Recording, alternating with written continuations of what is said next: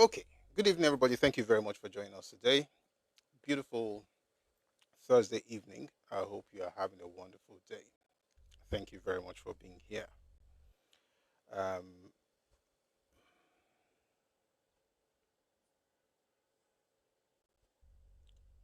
Yomi says there's a suggestion. Okay, when you write it, I'll say it. Thank you very much. So, yeah, good to be here. Thank you very much for being here. Thanks for joining us today. We're going to have a great time together. That much I can assure you. Because we shall be reading the book by Obasanjo and also listen to some clips, some exchanges, some of the things that have happened in the past. And like I said, when it comes to OBJ and what other people have to say about recent Nigerian history, particularly with him, um, it's this thing of his word against theirs. But sometimes, of course, you can also listen to other people's opinions, like third parties, and then, excuse me, then leave you to make up your own mind what you think is the truth. Okay.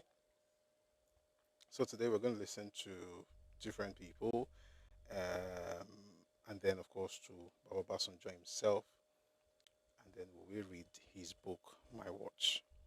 By the way, I remember yesterday I was telling you that there's another book that he wrote. I didn't remember the title. The title is Not My Will. So there's my command, there's Not My Will, and then there's My Watch, which is 3 volumes and a lot more letters. But thank you very much for joining us. Let me thank, before we get started, thank everybody who has helped to power tap and those of us who have gotten also 58.2k likes on TikTok. Thank you very much. Thank you very much for your support. Thank you for power tapping and liking and all this. This does help a lot. All right, so I really appreciate your support. If you're on TikTok, please let's join those who are helping to power tap. Kindly power tap. Let's like the live. Let's share as well. All right, so that we can get others to see what's happening here. Also, click on this heart icon, this one right here. Yeah, please click on it and join the team. That means let's drop gifts so that we can push the live to the FYP together. I'm sure it's going to be lovely to have us on the FYP. Also, we're streaming on YouTube and on Facebook. We're going to bring up Instagram and Twitter later. But I want to thank those who are here on YouTube and on Facebook as well. Thank you very much for joining us. Please like the live and subscribe to the channel and also share the live. Thank you very, very much. Just a second. Let's see what's going on YouTube before we get started and then we can fly together. So today we're discussing why it's a question. Why is Obasanjo against Atiku? And then we'll talk about other matters arising. Okay. By the way, a lot of things have happened since yesterday. Well, in social media now, so a lot of things happen on a daily basis. And just in case you don't know, there's the twin who said that would Nigeria language help was dissing somebody who questioned him about his children's ability to speak his own native language. And it happened basically because he tweeted that he was in Paris and his children were speaking French and he was thinking of buying a house in France. And social media, for what it is, people went there and said, "Oh, I hope your children can speak Igbo."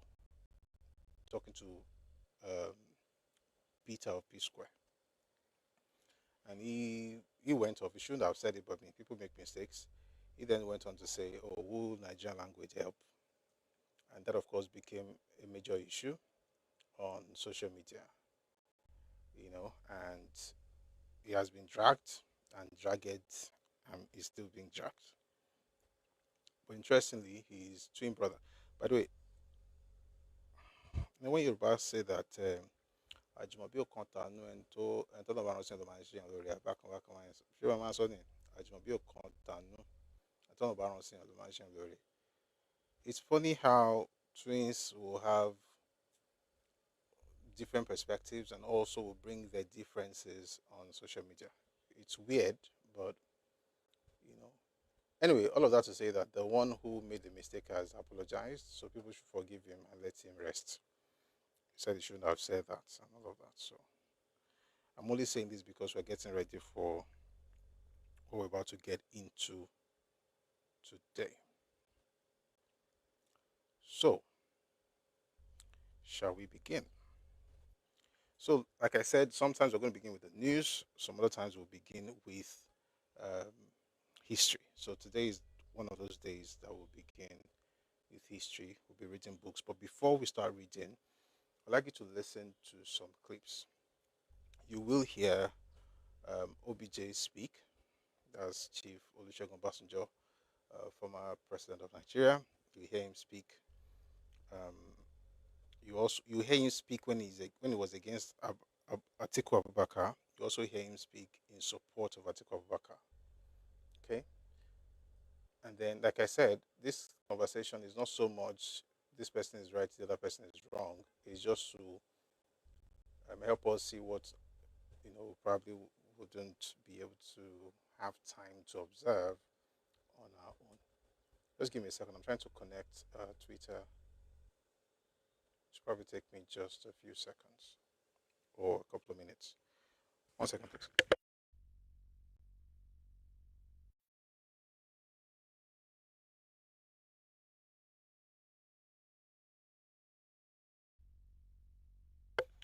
Sorry about that.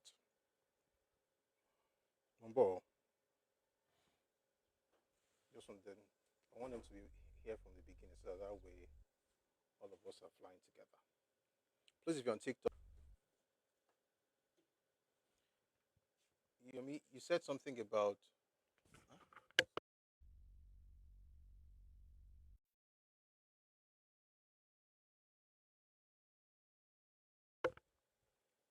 Sorry, everyone. So you said something about a suggestion. I don't know what suggestion, but I didn't do one thing. I just remembered right now. I usually call out certain people who really, really power tapped. People like Koboko, Akadol, T Dan. Thank you very much for your support. I just remembered right now. Thank you so much for your support, Remika, and everybody who has been part tapping. I'm not able to call out everybody, but just to say thank you very much for your support. I really appreciate it. A couple more minutes, and then we can get these other guys in, so we can fly together. I won't have to wait till the end, shall till it connects. We just start and then on about anyway. But please, let's keep our tapping. Let's keep liking the live. I think I would like to start with an article.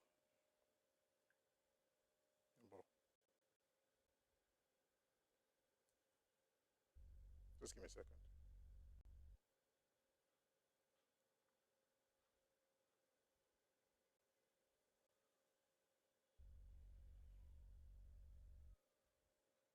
Okay, good.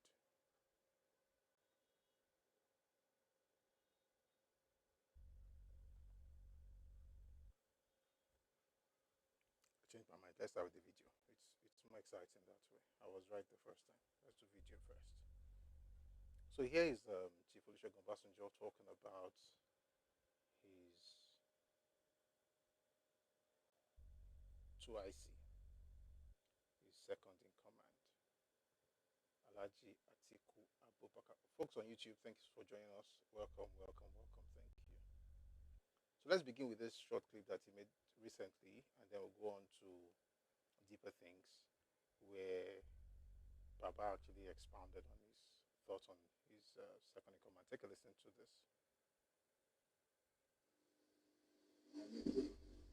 For instance, one of the mistakes I made was picking a number two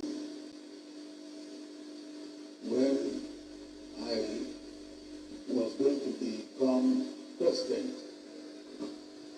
But because it is a genuine mistake, God saved me out of it. So he said that one of his mistakes was picking the number two that he picked, but of course it was a genuine mistake. God saved him out of it. In this next clip, he actually went a bit deeper. Take a listen to this. And my plan was that the first term, he would give him a lot of work to do domestically. And Atiku even complained that I've given him too much to do, which was intentional. I want him to. Sorry, before we go on, somebody says they couldn't hear me. Please, can everybody hear me? Just to be sure, because these things happen. I want to make sure that we're all together on the same page. So is the audio good? Please let me know. It's good. Okay, great. So let's start again. And my plan was that the first term, he would give him a lot of work to do domestically. And Atiku even complained that I've given him too much to do, which was intentional. I want him to really get to know. My second time, my idea was that, okay, in preparing him, having prepared him for the domestic, I want 1 year for him to visit, to represent Nigeria at the ECOWAS, 1 year at the AU, 1 year at the UN. He really is the necessary relationship is fully prepared. The first thing I found was that his judgment was, I pointed this out to him. As president of Nigeria, there are certain things that you should not do. I believe it was too much for him to be able to understand and to learn. All right, there's another clip where, I mean, in this one we listened to, President said that President Obasanjo said the first thing he found out was that Atiku's judgment was not right, and he pointed this out to him on several occasions. Um, Essentially, he's answering the question about why he dropped Atiku for Yaradua. There's another clip where he said he had no personal issues with Atiku, but certain things that he knew about him were the reasons he couldn't, recommend him. Take a listen to this clip. Oh dear. Yeah, this one. Take a listen, please.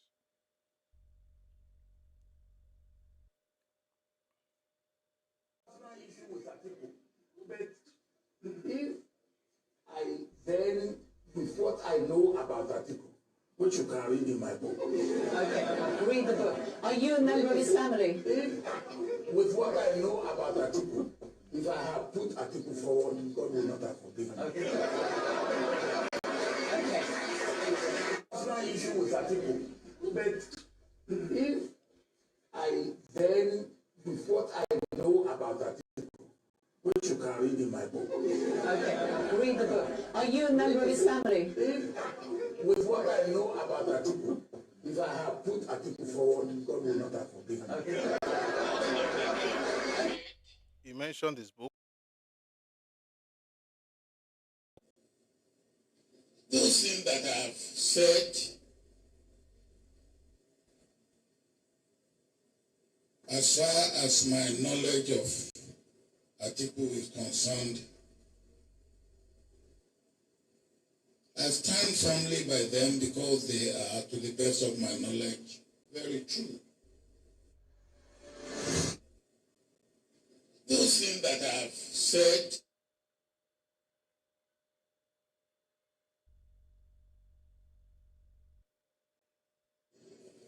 Vice President Atiku, now candidate Atiku, and to become President Atiku. This was where he began to support Atiku. Okay, so just on the difference, I'll explain everything. We'll bring everything together eventually. Just stay with me, please.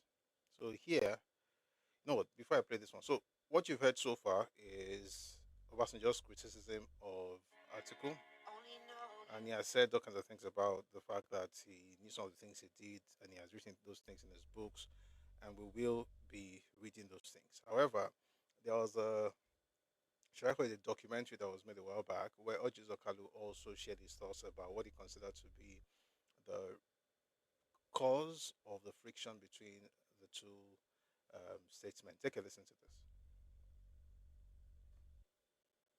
What Atiku was almost the president. This house we are interviewing is a witness. Atiku knelt down. We are like 17 governors. He knelt down, begged us know that he would not want to be disloyal to Obasanjo. That 4 years is 4 days. I'm quoting him correctly.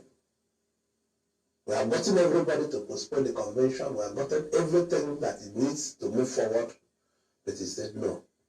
This man trusted me. I'm quoting him correctly. This man trusted me. This man gave me opportunity to work with him. Although all of us worked in India, I cannot betray this trust. At the meeting which I chaired, I was surprised when other people were telling him, get out. Go tomorrow and declare your interest. I was there in Lowell Kaita's house. I was the chairman. The man came and said, no, I cannot. I cannot let this man mix through. We have come together. I will either resign and just go home or go together. Right, so that's Ambassador Kwande and former governor of Abia State, Ojus Okalu, sharing their own perspectives of the matter. The article was with them, and they said he wasn't going to leave Obasanjo. I'm just showing you both sides. Whatever you want to decide, that's that's on all of us, all as individuals. But let's just hear from both sides, okay? There's a couple of clips before we read. Just stay with me. We're going somewhere. You're going to love it. Take a listen to this interview that was conducted a while back. Two of them. Let's take the first one. I'll play the longer interview. This one was a speech. Take a listen to Obasanjo. 1 second. All right. Yeah, I have no personal issue with Atiku, but if I then, with what I know about Atiku, which you can read in my book. Read the book. Are you a member of his family? With what I know about Atiku, if I have put Atiku forward, God will not have forgiven me. I've read that already. This is the interview I wanted to play. Take 1 second, please. Oh boy. One of them. Former President Olusegun Obasanjo is remembered for many things in modern Nigerian political history. One of them is setting up the structures for fighting corruption and economic crimes, the twin cancer undermining the nation's developmental aspirations. In this rare encounter at his hilltop residence in Abeokuta, Ogun State, the former Nigerian leader reminisced on the anti-graft war and the challenges before the EFCC, as he explained that pioneer chairman of the EFCC, Malam Nuhu Ribadu, was never his attack dog when he was at the helms of affairs. He also spoke about the corruption controversies surrounding his number 2 while in office and reasons why he cannot visit the United States. He added that he considered to his vice presidential candidature in 2003 because of political exigency. Hear him. It's those people who have run foul. The people like Atiku. Yes, these are people who are peddling this. But it's my attack dog to take Tafabalu, my own IGP. EFCC. That letter listing a number of to take Tafabalu, my own IGP. EFCC will get you anywhere, anytime. We got a letter from America in June 2006 listing a number of people to be investigated. Atiku was one of them. Atiku was one of them. That letter went straight to EFCC. It was just shown to me because they will not be able to investigate my number 2 without my saying, okay, if we get this letter from America, so be it. If we have agreement with FBI, we have with Metropolitan Police, and they are helping us and we are helping them, and they write to us and say, hey, these are the list of people we want you to help us investigate. What do you think we should do? At one time when I was investigating, looking into things, crimes and in the world, I came across what was happening in Mabulach in London. That is where they publicly execute pickpockets. Pickpockets, publicly executing them. And what did the report say? Even while they are publicly executing pickpocket, other people's pockets are being picked. Spectators and others, their pockets were being picked.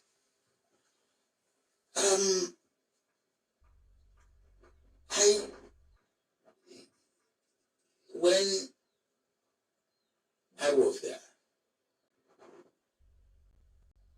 my aim is that corruption should not be a way of life. There's no society that is completely devoid of corruption. But there are societies that do not make corruption a way of life. And all I am struggling for is that there will be no impunity, no matter at what level. There will be no impunity. Anybody who wants to fight corruption must be like Caesar's wife, above board. Totally. Totally. Don't mind what people may want to do to snare you and all that. But you must be totally above board. When I was trying to fight corruption, an American friend of mine, he used to be... Okay, we've heard what he had to say about Atiku, and here, of course, you're talking about the fact that the government of the United States were trying to prosecute Atiku Abubakar, so they had to reach out to the president first before, talking about what happened with his vice president, which, of course, he also talked about in his book, that's Obasanjo. I'm just going to present all these things, and maybe at the point where everybody comes up, you now tell me what you think about what really happened. Because after saying all of these things, there was a time that Obasanjo actually supported Atiku Abubakar. I mean, for a long time, he did not. For instance, there's a time when this Emilokon speech we're always talking about, when Ashwaju, when he was giving that speech, he mentioned how when Atiku was flogged out of PDP by Obasanjo, that he was the one who helped him. I don't know if you've heard that speech before. And also, Obasanjo eventually welcomed Atiku back in the fold and supported him. But I'd like you to listen to Bat say that. Keep saying Bat, President Bola Tinubu say that, and then I'll play you something from Obasanjo. Take a listen to this. Atiku. Number. Ìgbà tó yẹ ẹgbà tí Atiku nínú ẹgbẹ́ tó bá sọ jẹ́ fẹ́ lọ́pà ọ̀dọ̀ mi ló sá wá èmi ló kọ̀ mo filẹ̀ fún ó yọ akéèti inú ìgbádùn ọ̀rọ̀ akẹ́kọ̀ọ́ ọ̀rọ̀ ọgbọ́n orí ni kínní lóru nìṣó mo gbé inú ìgbádùn sí. So essentially, even when Atiku left and joined the ACN, was because, according to Tinubu, Obasanjo pushed him out of the party. But after all the pushing out, eventually they were able to resolve the crisis. Like I said yesterday, it was there in company of Bishop Oyedepo and Bishop Matthew and Kuka and some other leaders. And there was also a Muslim cleric that went with them. And after all said and done, Obasanjo decided to support Atiku's bid for presidency. And in this particular clip, he was actually praising him. Take a listen to this.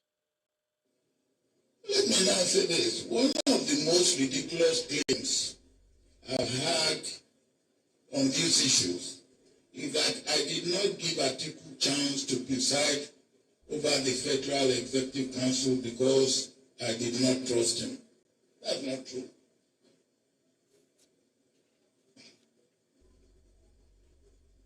That was not correct, because he had occasion to preside on a few times that I was out of the country on duty.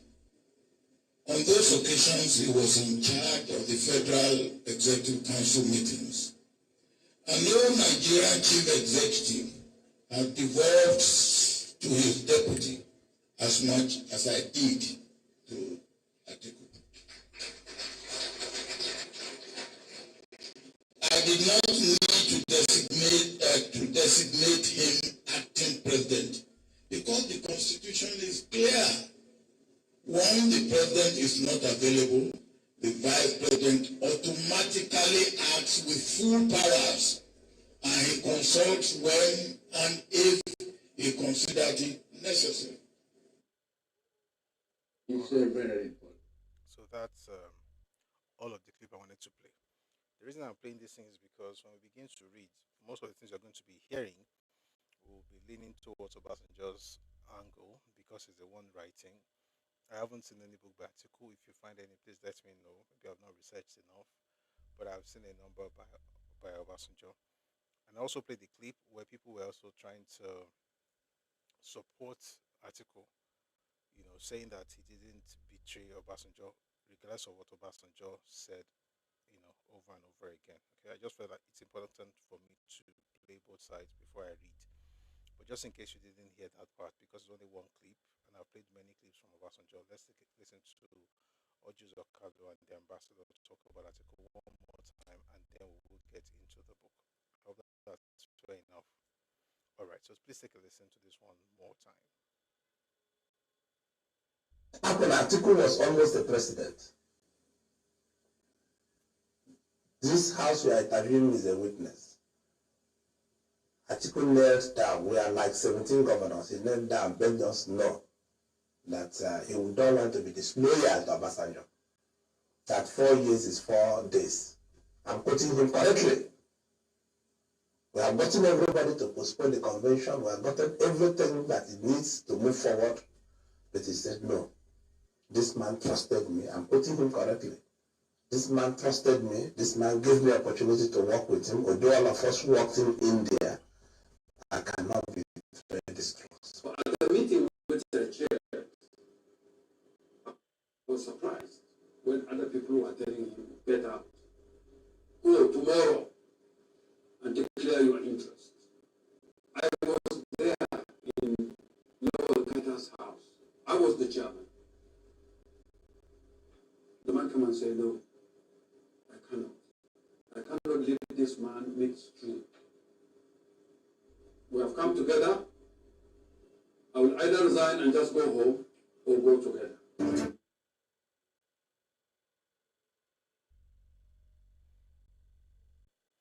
I found a clip. We are on the same track. I found a clip because I don't want to feast or segue on. I found a clip where some people claim that the reason Obasanjo was against Atiku was because of his third term bid. Atiku was against him, and that's why Obasanjo is against him. Take a listen to this clip. Maybe it will help us understand things a bit better.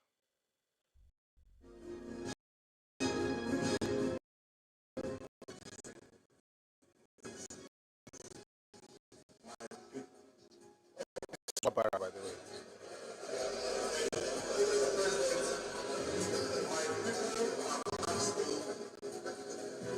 To vote no on tenure extension. Many understanding Nigerians did not know that Alhaji Atiku Abubakar, as a Democrat, was at the forefront of the fight to stop the third-term plot of President Olusegun Obasanjo. He was, in fact, a field marshal of the anti-third-term movement. It is believed that his role in the collapse of the well-funded project earned him the wrath of Chief Obasanjo. Those who support the resolution that the team be now ready a second time say aye. Contrary.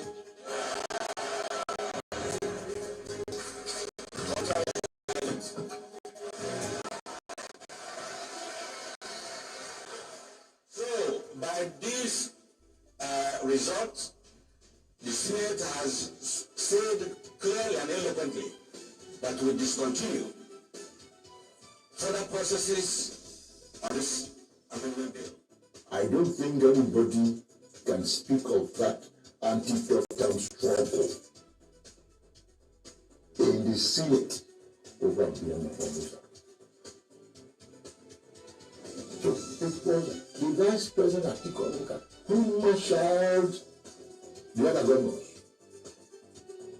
from James Mbui to Tinubu to Ojikalu to Bafarawa, Kure and Co. And then we held a meeting at the Niger State Governor's Lodge, where he himself, Atiku, came there physically and addressed us, the National Assembly, both Senate and House of Reps. That we must not allow this to succeed. It will derail our democracy. Before the final slaying of that top-down effort on the 16th of May, 2006. So you can see his democratic credentials. That was Senator Ndiobi. And essentially, from their own perspective, what they are saying is that the reason Obasanjo hates Atiku is because he did not allow him to have an elongation of his tenure, aka third term bid. There's one more clip, and this time is from the person who wrote the book that we started all this with a while back, Chief Olusegun Oshoba, and this is what he had to say about the feud between Atiku and Obasanjo. I'm going to be my politics in my own way. An aspect of it was the election of 2003, in which there was also said that he knew nothing about the arrangement between AD and PDP. That the idea of his vice president to appear as a coup about. I think the story is too far from the past. We are ignorant, and I say too far from the truth because it's not, out of 76 is 78. So we are ignorant. Now, I remember the correct thing that it was July 2002. We gave a graduation ceremony in the University of Lagos that he appeared and begged we governors of AD to meet him as Governor Barnes. And we met in the old office of the head of state where he presented before. It was there, he was virtually on his knees, begging us to come and rescue him, support him for his second term. How can we not support that at all? That was the first part. We told him we are not Right, this thing is long. The bit we want to listen to essentially has to do with the allegation that, well, should I call it allegation, but the response that Obasanjo wrote to Oshoba the other day when he said that, the amazing governors were planning with Atiku Abubakar. He also mentioned it again in this book, but they are saying that it wasn't about planning against him, was the fact that he himself was one who came to beg them to vote for him. Having listened to all this Turenchi, let's now read. So we started this yesterday. Like I said, there are two chapters in this book that Obasanjo dedicated to his erstwhile vice president, Atiku Abubakar. And we started reading chapter 37 yesterday. I think we can.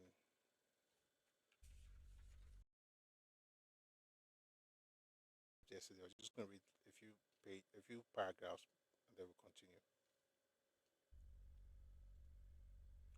So it says here, Atiku Abubakar's name was among the names sent to us. Okay, let me just go back a bit. Excuse me. So it says they had a prayer group, himself, Dr. Okoye, Reverend Dr. Okoye, and some other people. They call themselves Red Carpet Prayer Group. So it says here, within 3 weeks of our fasting and prayer, we received a letter dated 22nd June 2006, written by the U.S. Department of Justice, Criminal Justice Office of International Affairs, which was brought to me by Nuhu Ribadu. Who is speaking here is Obasanjo. I'm reading the book My Watch, which was brought to me by No Ribado, the head of EFCC, requesting us to investigate a number of Nigerians for suspicion of criminal activities in the US. Atiku Abubakar's name was among the names sent to us. Up to that time, EFCC had enjoyed a close cooperation and collaboration with law enforcement agencies in the UK and the USA. I gave the green light to Nuhu for the investigation as requested by the US authorities. He carried out the investigation and forwarded his report to the US. The report was a bit uncomfortable and unsavory for Atiku and his associates. I thought it was bad enough that the Vice President of the Federal Republic of Nigeria was under investigation for corruption, when the administration had made fighting corruption one of its cardinal objectives. As it turned out, the investigation in Nigeria and in the US led to Atiku's house being searched by the US Bureau of Investigation (FBI). The arrest and detention of his newly married wife, Jennifer. She was also declared wanted at one time. It was so embarrassing for our administration and embassy in Washington under Ambassador George Obiozo. I believe that Atiku, for reasons not unconnected with the investigation, ceased from going to the US and put up his expensive house in an exclusive area of Washington, D.C. for sale. He bought the house early in our administration, and I blamed him for his poor judgment, though he tried to justify it by saying that he sold a smaller one to buy a bigger one. All the same, the timing was wrong. Congressman Jefferson eventually went to jail. 1 second.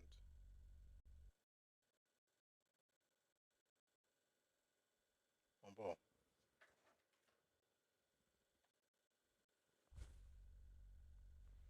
Let's go on. What that request for investigation from the US did was to start a process of elimination in the transition process. By the way, the reason for the prayer meeting we started with was that I was trying to pray about who, according to Obasanjo, he wanted to pray about who was going to be successor. And then 3 weeks into the prayer and fasting, the US then requested, sent a letter from the Criminal Justice Office and so on and so forth.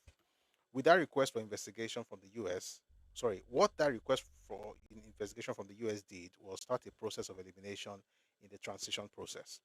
Since Atiku did not raise or discuss any issue concerning his matter in America with me, except what I read in the local and foreign newspapers and reports, I did not ask him about anything. By then, I had come to know Atiku for his connivance in covering up and not being straightforward on matters requiring truth and candor. On a number of occasions, I had told him to his face that I saw him differently from Shehu Yaradua, who was partly his political mentor and my second in command during my military administration. Shehu would never lie to me. Atiku would look me in the face and say no when the answer should be yes. I found it curious and inexplicable. After I had confronted him on a number of occasions, inviting my chief of staff, Abdul Mohammed, to witness by joining the two of us to iron out some of his dubious actions. After I reported him to his father-in-law, the Lamido of Adamawa, I gave up on him. He believed that denigrating me with his battery of media men and women was the surest way to succeeding me. I wished him well and moved on. Sometime in the fourth quarter of 2004, an associate of Atiku came to my residence at the Aso Villa from Atiku's official residence. He felt uncomfortable, and I tried to make him feel at ease. Then he settled to tell me the story of what had just transpired in Atiku's residence. I listened with rapt attention. He went on to say that Atiku told him that for him to become the president of Nigeria, the 2007 elections were only a formality. The 7 ingredients he needed for his enthronement were already in his hands. He controlled the National Assembly because both the President of the Senate and the Speaker of the House of Representatives were in his pocket. He controlled 28 out of 36 governors. He had control of the media. His influence over the judiciary was overwhelming. What he needed was foreign endorsement, and for that he had employed 2 lobby groups in the US and 1 in the UK. And finally, the money for the elections was in his purse. When the man finished, I thanked him without passing any comment. The man was surprised at my reaction and asked, "You have nothing to say to this?" I said that I had nothing to say, and I immediately called my ADC, Chris Jemitola, to play a game of squash with me. On our way to the squash court with my ADC, I said, "People at times make plans and leave God out of their plans." My casual remark struck Chris, and he said, "Sir, That was a profound statement. I said that I made the statement because of what I had just heard of Atiku's plan. I was not convinced he had put God in his plans. Atiku was confident and God was laughing. Most of Atiku's ingredients soon started to fall out of place one by one. The first was the party, PDP. He thought I was powerless and had no clue about the execution of his plan with his group. Part of his attack on me was for national chairman of the party to give the first salvo. Then other things would follow as his grip on the party would be firm and consolidated. That salvo came in the form of a letter to me from the chairman of the party, Alju Ogbe, who had fully defected with Ayu to Atiku. The letter, which was not the product of any issue or matter discussed with or any party meeting, came suddenly. When I received it, I could read the sinister intention behind it. And I told Remi Oyo, my media person, that the letter would be out in the media within the next couple of days. Remi doubted it would happen. Nevertheless, I spent that night writing my reply and I sent it in the morning. My reply was clear. I wondered why Atiku and his group did not realize that with my reply, the battle line was clear, or maybe they thought that the 7 ingredients would remain intact to the end. Here is Audu Ogbe's letter on the Anambra situation and my response here. December 6, 2004. His Excellency, the President, Commander-in-Chief, Federal Republic of Nigeria, Abuja, Anambra and related matters. About a month ago, the nation woke up to the shocking news of a devastating attack on Anambra State, resulting in the burning down of radio and television stations, hotels, vehicles, assembly quarters, the residence of the state chief judge, and finally, Government House, Oka. Dynamite was Dynamite was even applied in the exercise, and all or nearly most of this in the full glare of our own police force, as shown on NTA for the world to see. The operation lasted 3 days. That week, in all churches and mosques, we, our party, and you as head of government and leader of this nation came under the most scathing and blistering attack. We were singly and severally accused of connivance in action and so forth. Public anger reached its peak. Reconciliation. You set up a reconciliation committee headed by Ebonyi State Governor Dr. Sam Egu, and we all thought this would help calm nerves and perhaps bring about some respite. But quite clearly, things are nowhere near getting better. While the reconciliation team attempted to inspect damaged sites in Anambra, they were scared away by gunfire, further heightening public anger and disdain for us. Bomb explosion in Government House, Oka. On Tuesday, the 30th day of November 2004, another shocking development, a reported bomb explosion in Government House, Oka. Since then, the media, public discourse within and even outside of our borders have been dominated by the most heinous and hateful of expletives against our party and your person and government. It would appear that the perpetrators of these acts are determined to stop at nothing since there has not been any visible sign of reproach from law enforcement agencies. I am now convinced that the rumors and speculations making the rounds that they are determined to kill Dr. Chris Ngige may not be unfounded. The question now is, what will be the consequences of such a development? How do we exonerate ourselves from culpability? And worse still, how do we even hope to survive it? Mr. President, I was part of the Second Republic and we fell. Memories of that fall are a miserable litany of woes. We suffered, escaping death only by God's supreme mercy. Then we were suspected to have stolen all of Nigeria's wealth. After several months in prison, some of us were freed to come back to life penniless and wretched. Many have gone to their early graves unmourned because the public saw us all as renegades. I am afraid we are drifting in the same direction again.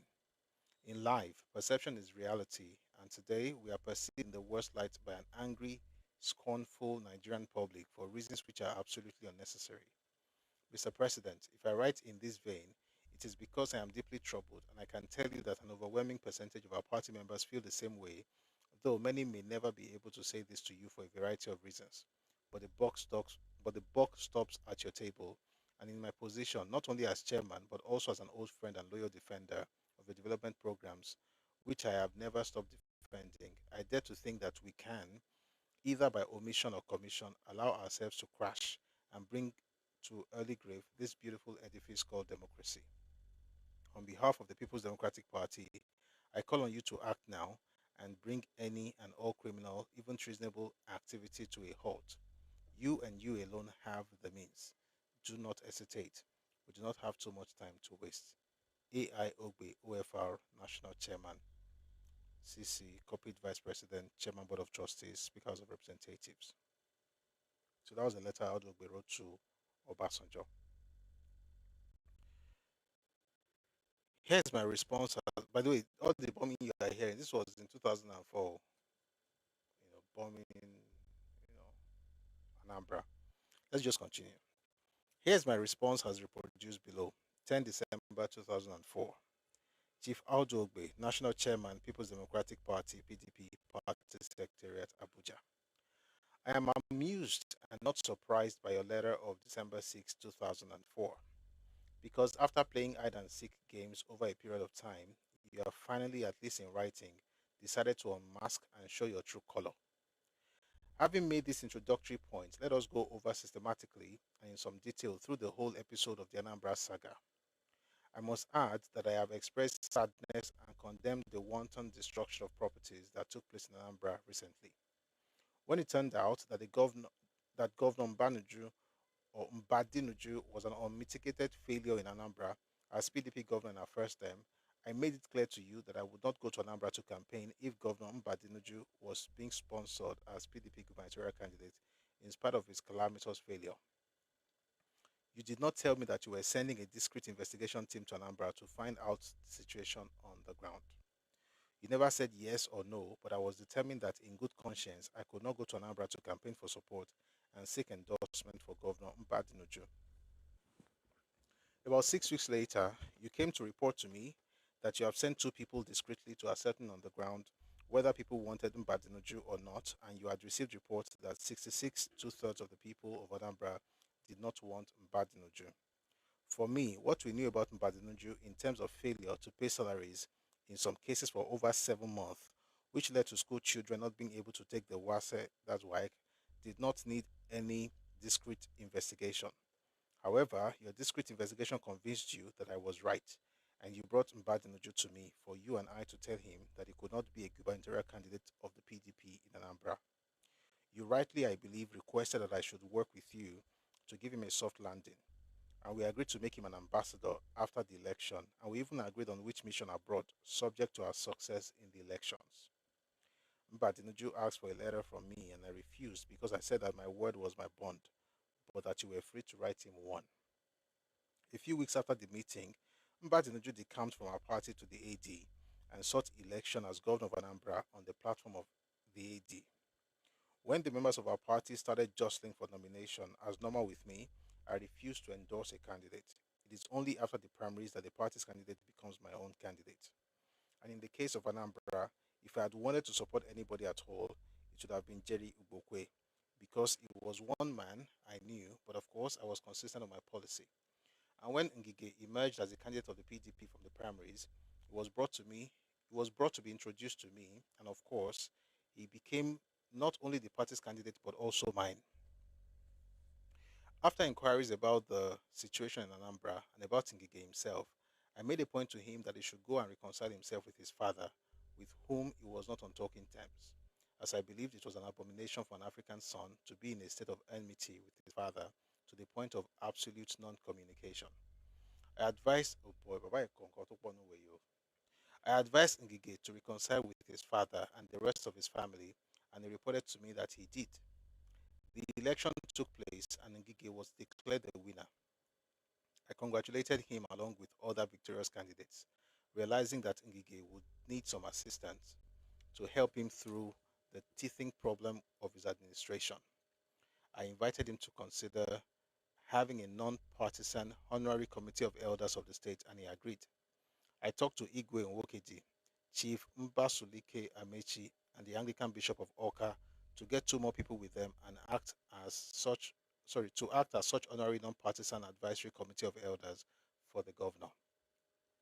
For them to maintain their independence, I said that any transportation or administrative funds that they might require would be provided from the presidency rather than the state. After 2 months, Igwe Nwokedi, who was supposed to be the chairman, reported that the governor was impossible to advise or to work with, and that was the end of that effort. Mr. Chairman, I reported that effort to you. When on one occasion, Chris Uba came to report that things appeared to be going wrong between him and the governor in the presence of Chief Amechi, I asked the latter to go and sort it out for them in his capacity as an elder of the state and veteran politician. I requested Chief Amechi to report back to me. The truth is that as far as Anambra was concerned, I considered it my duty to work with all stakeholders in the area of avoiding conflict, and on that ground, I promised to act on any report or advice from Chief Mbasulike Amechi. I never had warning that things were going sour in the States anymore until, I'll tell it again, I never had warning that things were going sour in the state anymore until I was in Maputo, Mozambique on July 9, 2003, when I received reports that the governor had resigned. I did what normally I do not do except in an I did what normally I do not do except in an emergency by using government facility for strictly non-governmental purpose. I instructed that an airplane from the presidential fleet be made available to a team to rush to Anambra to investigate what was happening. The team went on Friday morning while I was still in Mozambique and returned on Friday evening.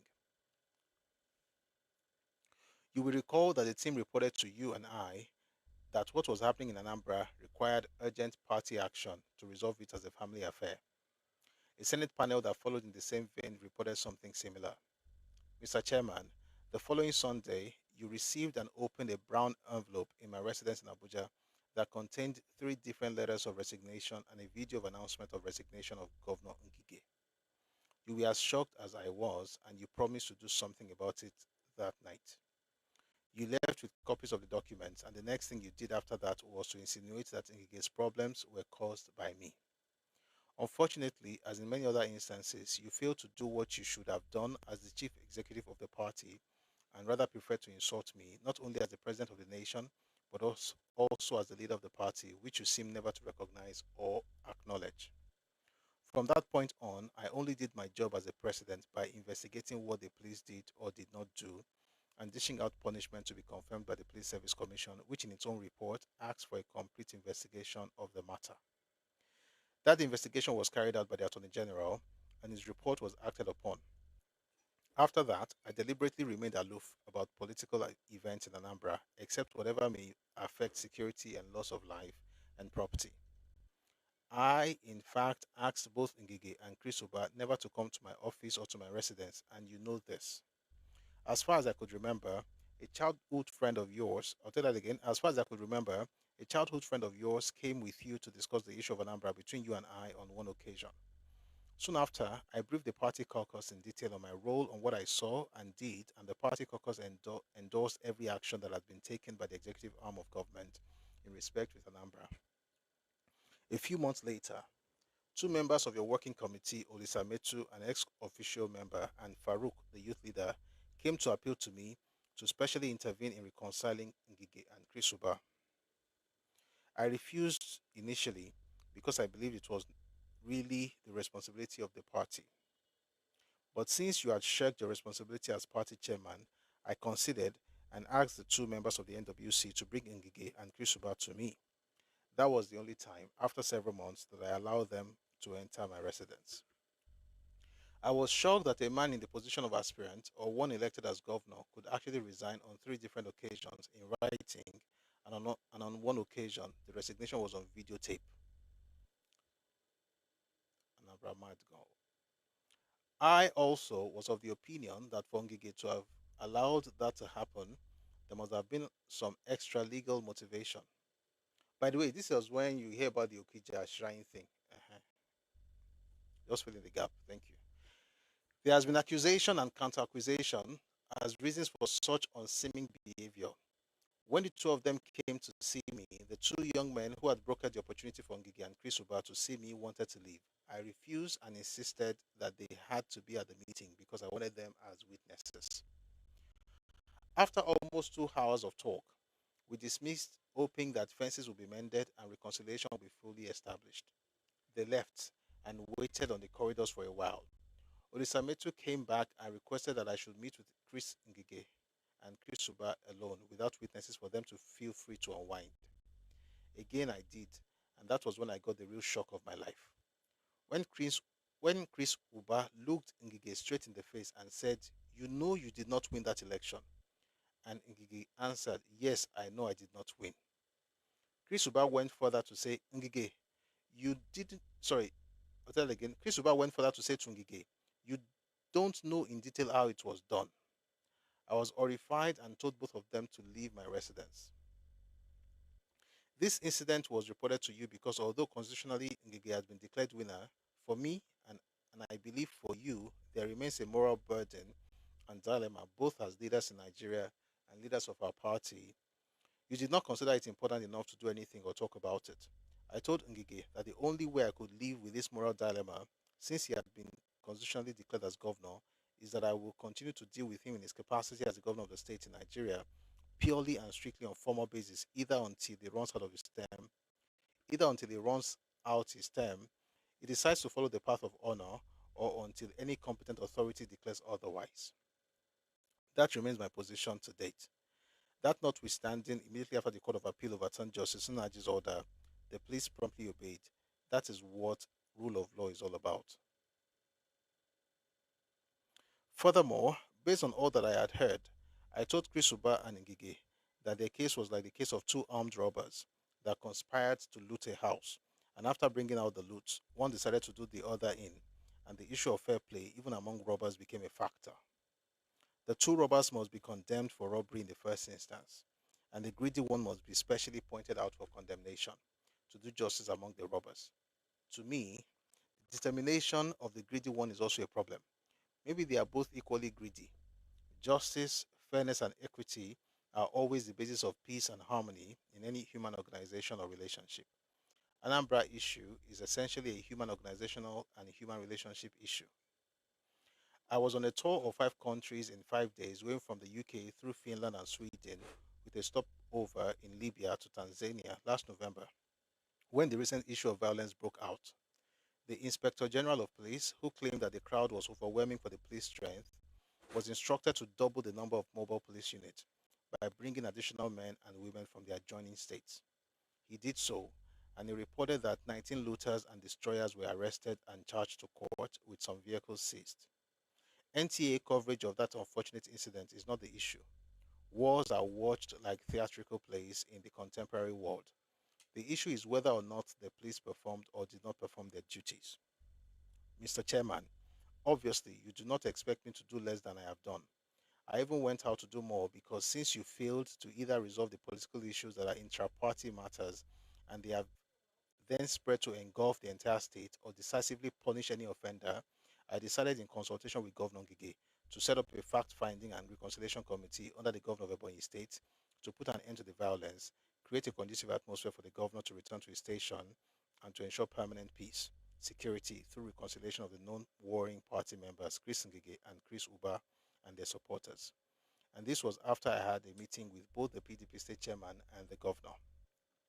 Since the governor of Ebonyi, whom I have asked to keep you fully posted on his findings and progress of his committee, has not yet reported to me, and since I have taken every necessary step to ensure a resolution of the political problem in Anambra, when you have failed to confront the issue, I consider your letter opportunistic and only a smokescreen, and I believe I should answer it in some reasonable detail as I have done.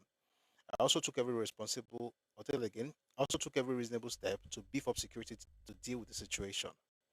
On Tuesday, December 7, 2004, after the party meeting on the crisis in Kogi State, you told me that you had written me a letter on threats to Ngige's life, and you indicated to me, which you did,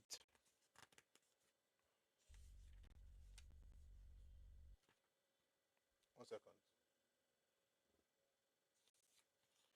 and you indicated to me, which you did not do in the letter, that one Honorable Chuma Zeribe was the culprit. As I will not dilly-dally on an issue of security, even before I received your letter, I directed the Director General of the State Security Service (SSS) to look into the matter. It may interest you that almost on daily basis, letters are received in my office of people alleging that other people want to assassinate them. All such allegations are forwarded to security people for investigation. None has been substantiated yet, but we will not take any issue of security lightly, no matter who claims to be in danger. And contrary to your belief and insinuation, just today, 9th December, the governor of Anambra came to me to seek my opinion and advice on whether or not to constitute a commission of inquiry into what happened in the state. I did not hesitate to advise and encourage him to do so in order that all the facts would be exposed and verifiable truth be established rather than trading in rumors. Let me end on this note.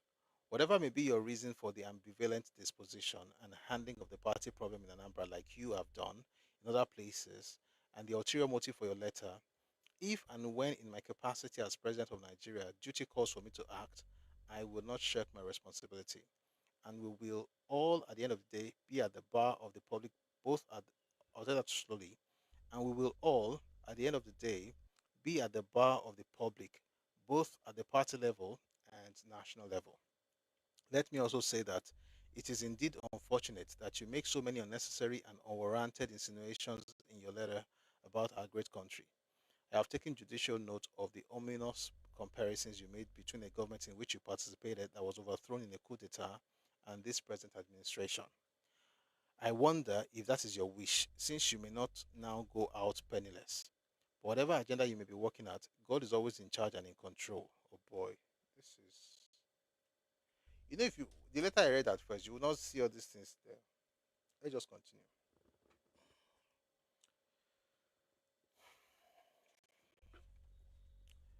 I wonder if that is your wish, since you may not now go out penniless. Sorry, I'm just breaking. 1 second. Water will help.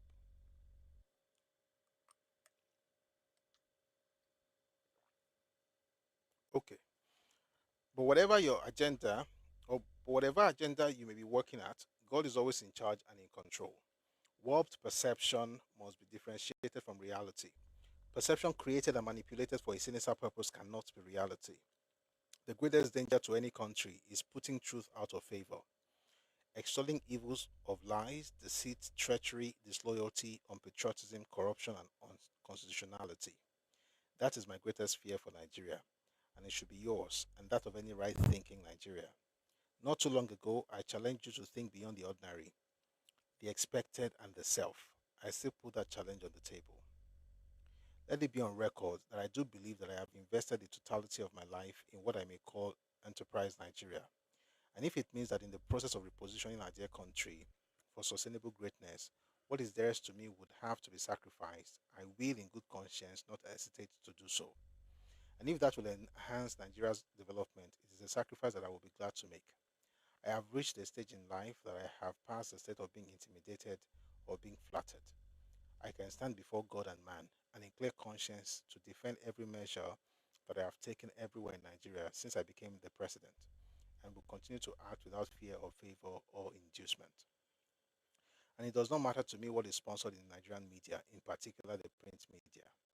I believe that our vindication will come through the truth, which is the only thing that can uplift the nation and make an honest man and a sincere believer in God free. May I crave your indulgence to copy this letter to all those to whom you May I crave your indulgence to copy this letter to all those to whom your letter to me was copied. In addition, I am copying the President of the Senate, the number three man in the present hierarchy of this government, and a party leader in his own right, whom you deliberately left out of the distribution of your distribution list, or whom you deliberately left out of the distribution list of your letter for reasons best known to you.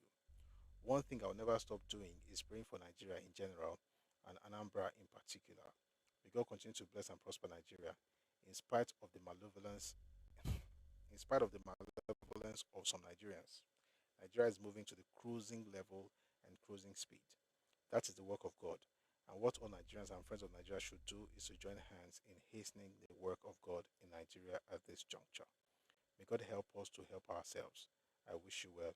Olusegun Obasanjo, CC Vice President, President of the Senate, Speakers of Representatives, Chairman Board of Trustees. We need to take a break. I'm sure we all understood that drama. Okay? When I read the letter at first, I didn't say anything in that letter that was a big deal. And the reason is very clear. I was ignorant of what happened in the coup that toppled the government that Atiku was a part of. I was ignorant. But Obasanjo would understand because he knew exactly how things played out. Anyway, let's continue now.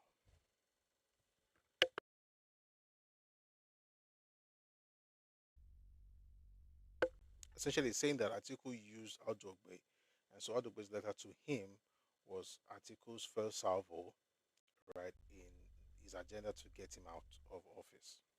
Let's continue. Atiku and his group, again, I'm reading the book My Watch by Olusegun Obasanjo, right? So that's what we're reading. You can get it on Redomi Books on Telegram. Let's go on. Or you can reach out to Redomi Realm on Telegram if you need any books. Let's go on. Atiku and his group regarded themselves as perfect tacticians in the game of politics, forgetting that I was also a reasonably successful tactician cum strategist in the game of war, from where politics took over. A good strategist, like a good dog, must not bark or fight all the time. There is time to fight and time to be gentle or even wag the tail. But when you fight after full and due appreciation, the chances of success will be more than 50%. My assistants had moles within the Atiku group. Hear that again. My assistants had moles within the Atiku group. Anything that they planned will be reported. Excuse me.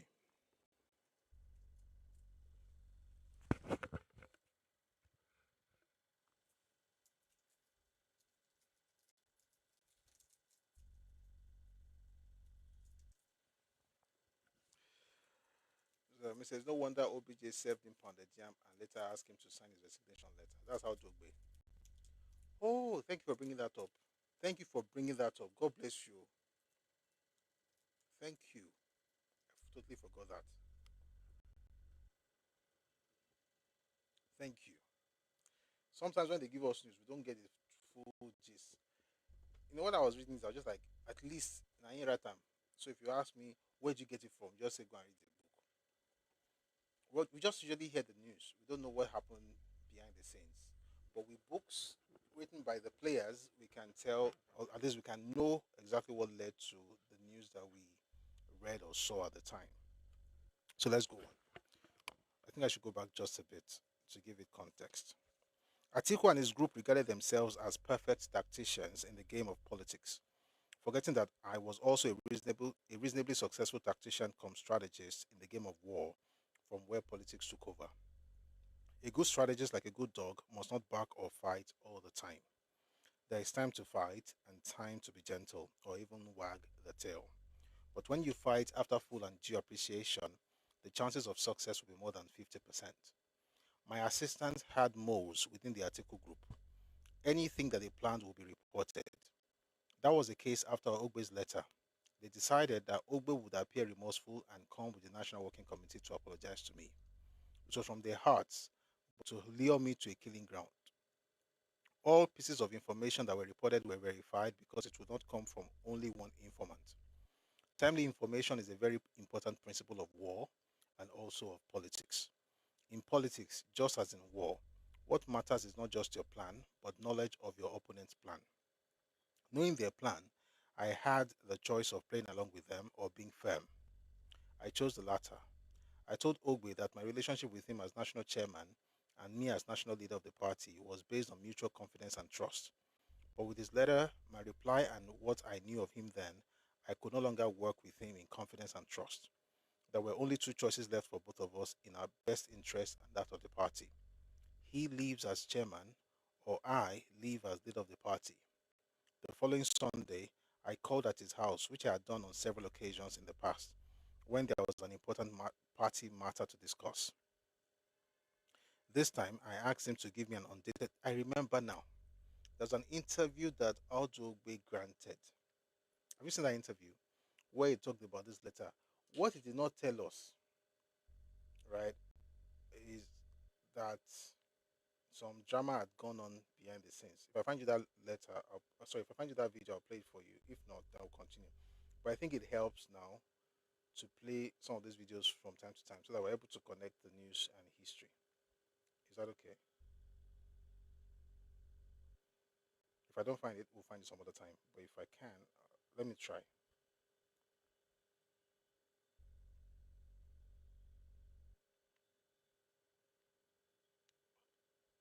Mm, mm, mm, mm, mm.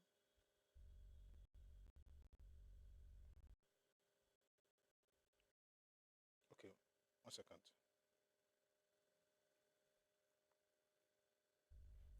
Let me just say what's in the video. Essentially, it says that what Dr. Yomi wrote there, sorry, Dr. Yomi, what Mr. Yomi wrote there was what Adogbe said, that Obasanjo came to his house and told him to sign letters, resignation letters.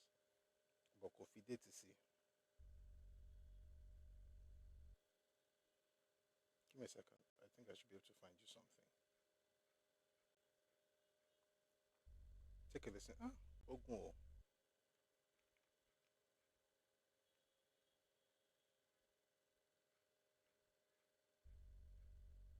The one I have is a bit long. But we've heard that before. It's been said again and again. You know, I found one, but it's very long. I don't know the exact point where he said it, so let's just leave it. But let's just continue reading Obasanjo's book. Again, we're reading the book My Watch by Chief Olusegun Obasanjo.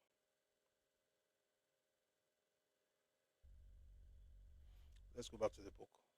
What that video? This video is too long. At that particular point, I don't know the exact point, but I've found the video.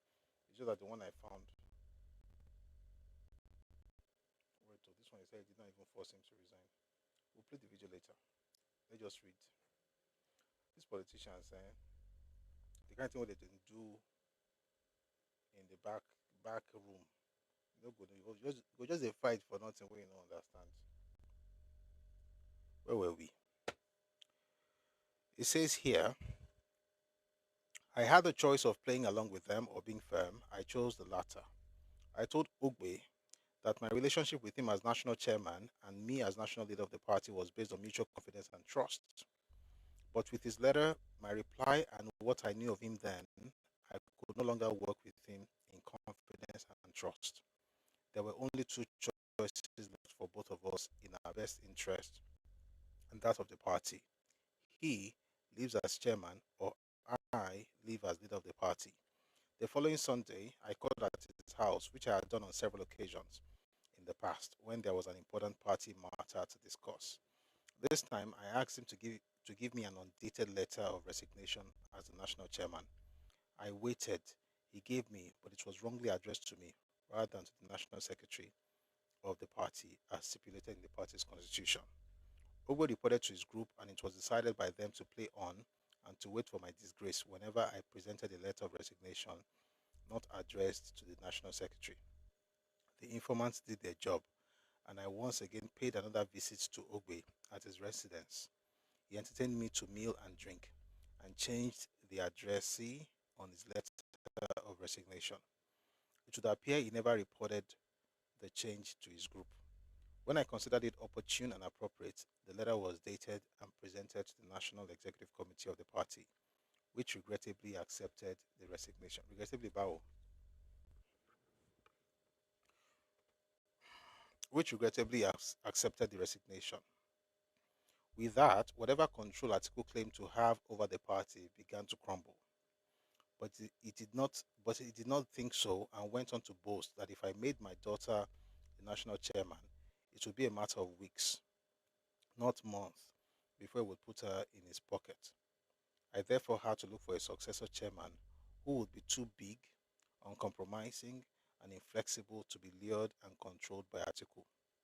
I found such a man in Senator Dr. Ahmadu Ali, whom I had known many years earlier as a medical doctor in the army. He had served as the first director of the National Youth Corps and also served as a commissioner, equivalent to minister, in my military administration. Ahmadu was not known to be an easy man to get along with, but he had two things I admired in him. First, he was not a yes sir man. Yes sir man. Thank you very much for the gift, Idan. Thank you. You sent me some interesting gifts I've never seen before, so thank you. All right. So it says here that there were two things he admired in Ahmadu Ali. First, he was not a yes sir man. Rather, he would argue and make his point logically and sincerely. Even if he was wrong, it was genuine. Secondly, if Ahmadu agreed with you, you could go to sleep. He would remain steadfast on what was agreed. Ahmadu is one of those I call my duty must be to people. The issue of the party was settled except the occasional mediation and reconciliation that I had to carry out between Ahmadu and Ojoma Dwekwe, the national secretary, and both of whom are strong and tough but brilliant characters. We moved on, but one issue that remained topical was the immediate action I took stabilized the party and opened the succession race to all PDP governors and members of Senate or House of Representatives. I encouraged all aspirants, including Atiku, through my letter to him, as reproduced below, which was in response to his informing me of his intention to contest in 2007 presidential election, and I maintained strict neutrality while I keenly studied the situation. Here is Atiku's letter of notification.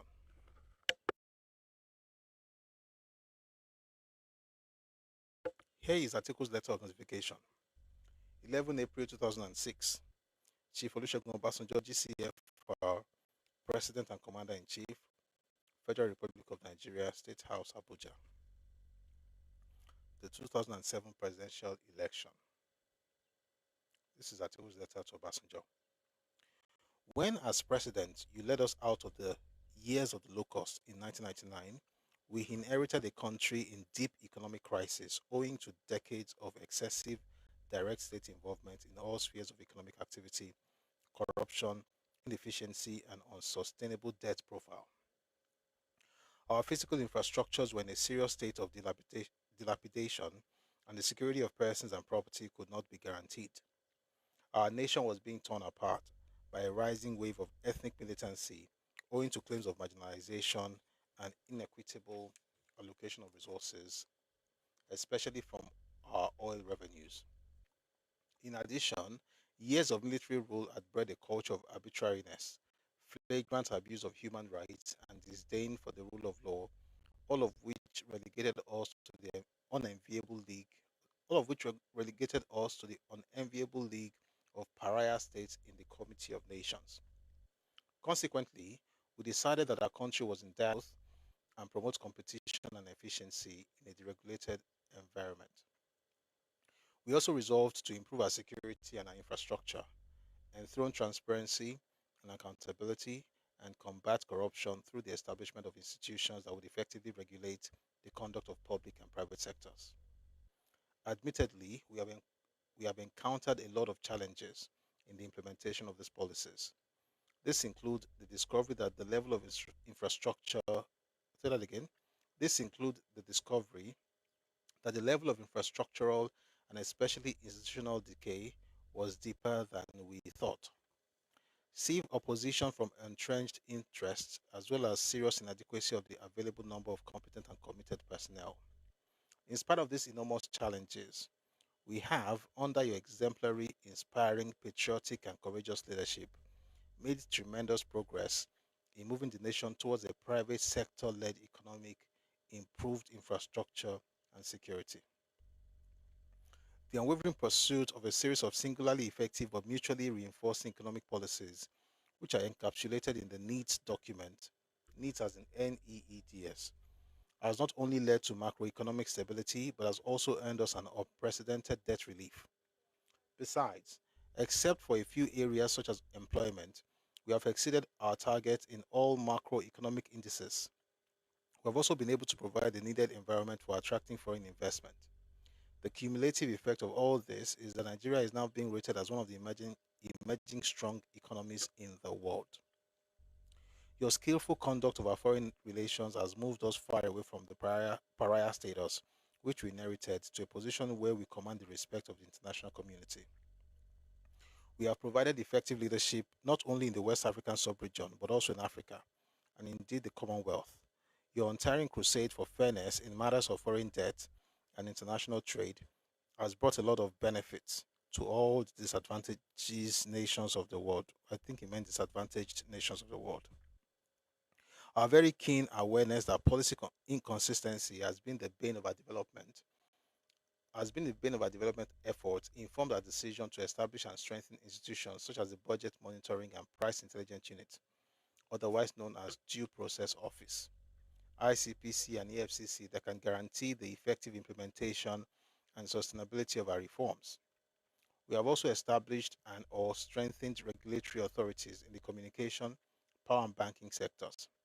By the time we add to all this the outstanding bills on tax reforms, fiscal responsibility, public procurement, public-private partnerships in the provision of infrastructures, as well as the Extractive Industries Transparency Initiative, we would have put in place most of the necessary institutions for the seamless and sustained implementation of our reforms.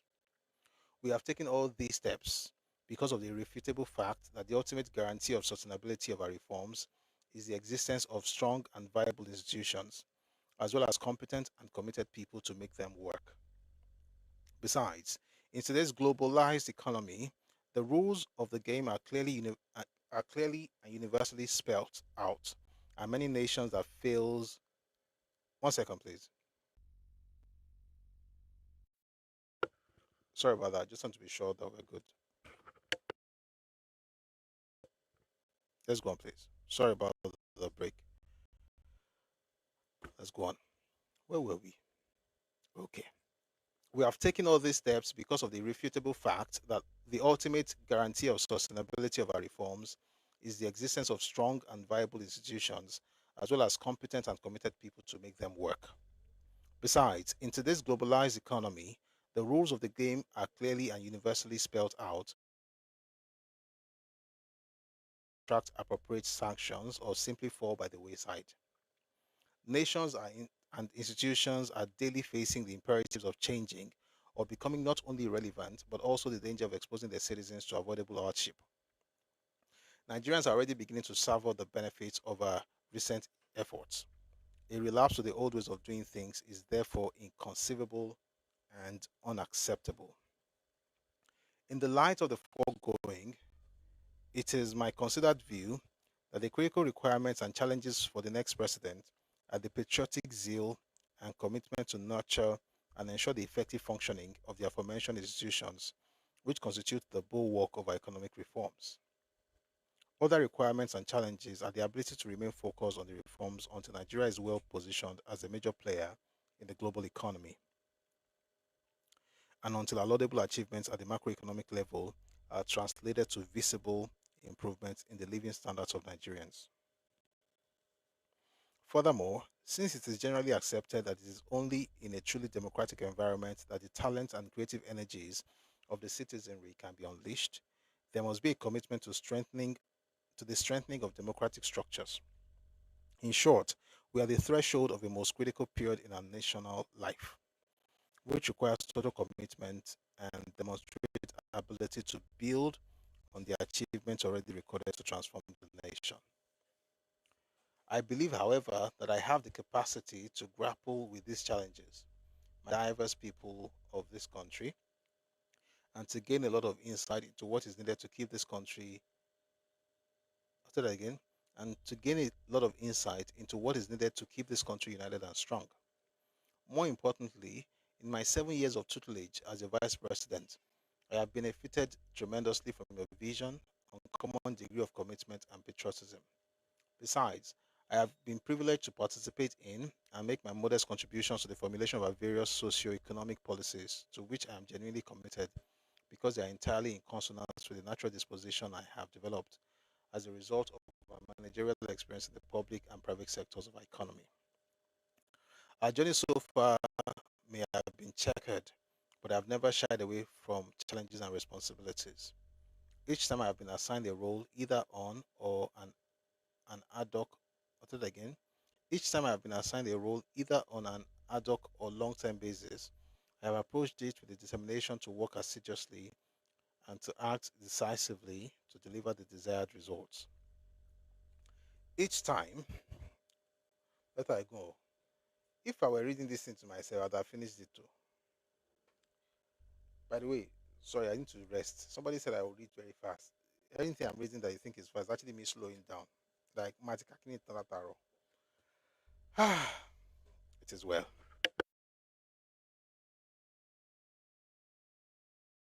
Where were we? Oh boy. Each time I was called upon to assist you in identifying individuals who could help in actualizing our vision, I did so with the main objective of identifying those who can add value. By the same token, I should have no difficulty whatsoever in identifying those who can assist me in running this country efficiently if offered the opportunity.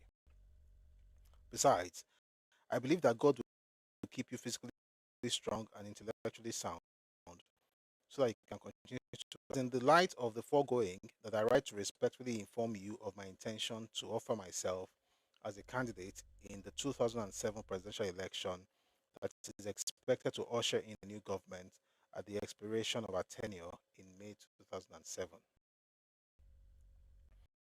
I have come to this momentous decision with a deep sense of responsibility after careful reflection on the state of the nation, what we set out to achieve when many of us came together to form the People's Democratic Party, PDP, at the end of the most brutal military dictatorship, what we have achieved in the last 7 years, and what I believe I can contribute in the years ahead to consolidate these achievements. After this formal notification, which is also aimed at seeking your support, in the process, we may have been a bit unfair to each other and even to ourselves.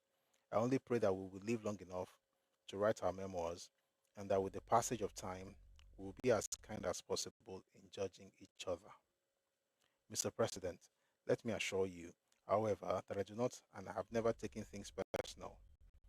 By the same token, while I sincerely hope that you would support me in my efforts to seek the mandate of the electorate, I will take it with philosophical economy. One second, I'm a bit distracted. By the same token, while I sincerely hope that you will support me in my effort to seek the mandate of the electorate, I will take it with philosophical equanimity if the support is not forthcoming.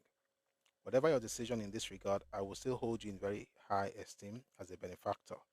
And if it pleases Providence to maintain the dignity of someone who has used his position as head of state and president to shape and propel our nation to great heights.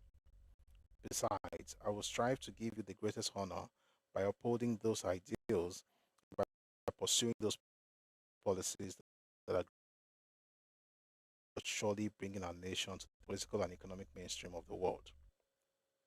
I thank you most sincerely for the opportunity you have given me over these years to serve as the Vice President of this country and to learn from you. I sincerely hope that I can count on your kindness and best wishes at all times and in all circumstances. Atiku Abubakar.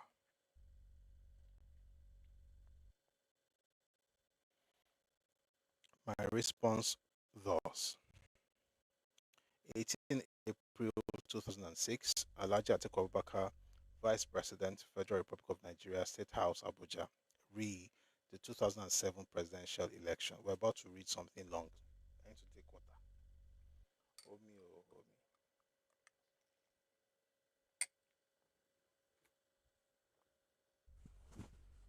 me. Let's go. 18 April 2006, Alhaji Atiku Abubakar, Vice President, Federal Republic of Nigeria, State House, Abuja, re the 2007 presidential election. I thank you for the formal notification to me through your letter dated April 11, 2006 of your intention to offer yourself as a candidate. By the way, the letter is short, is the information after the letter that is long. I thank you for the formal notification to me through your letter dated April 11, 2006 of your intention to offer yourself as a candidate in the 2007 presidential election.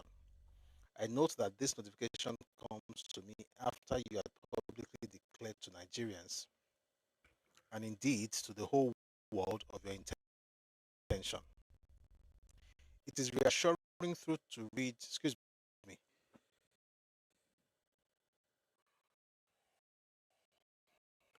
sorry about that, to me through your letter dated April 11, 2006, of your intention to offer yourself as a candidate in the 2007 presidential election.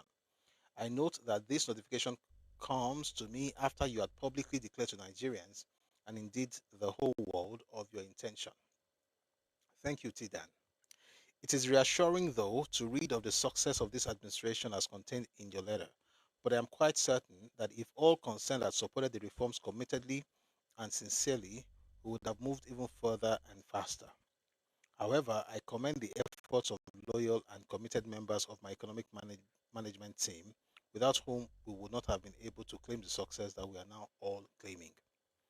Sustenance of the success so far achieved, I believe, will depend on institutional stability, continuous and honest teamwork, and leadership track record. It is the constitutional and fundamental right of all adult Nigerians to seek any elective office in the land, subject, of course, to the law.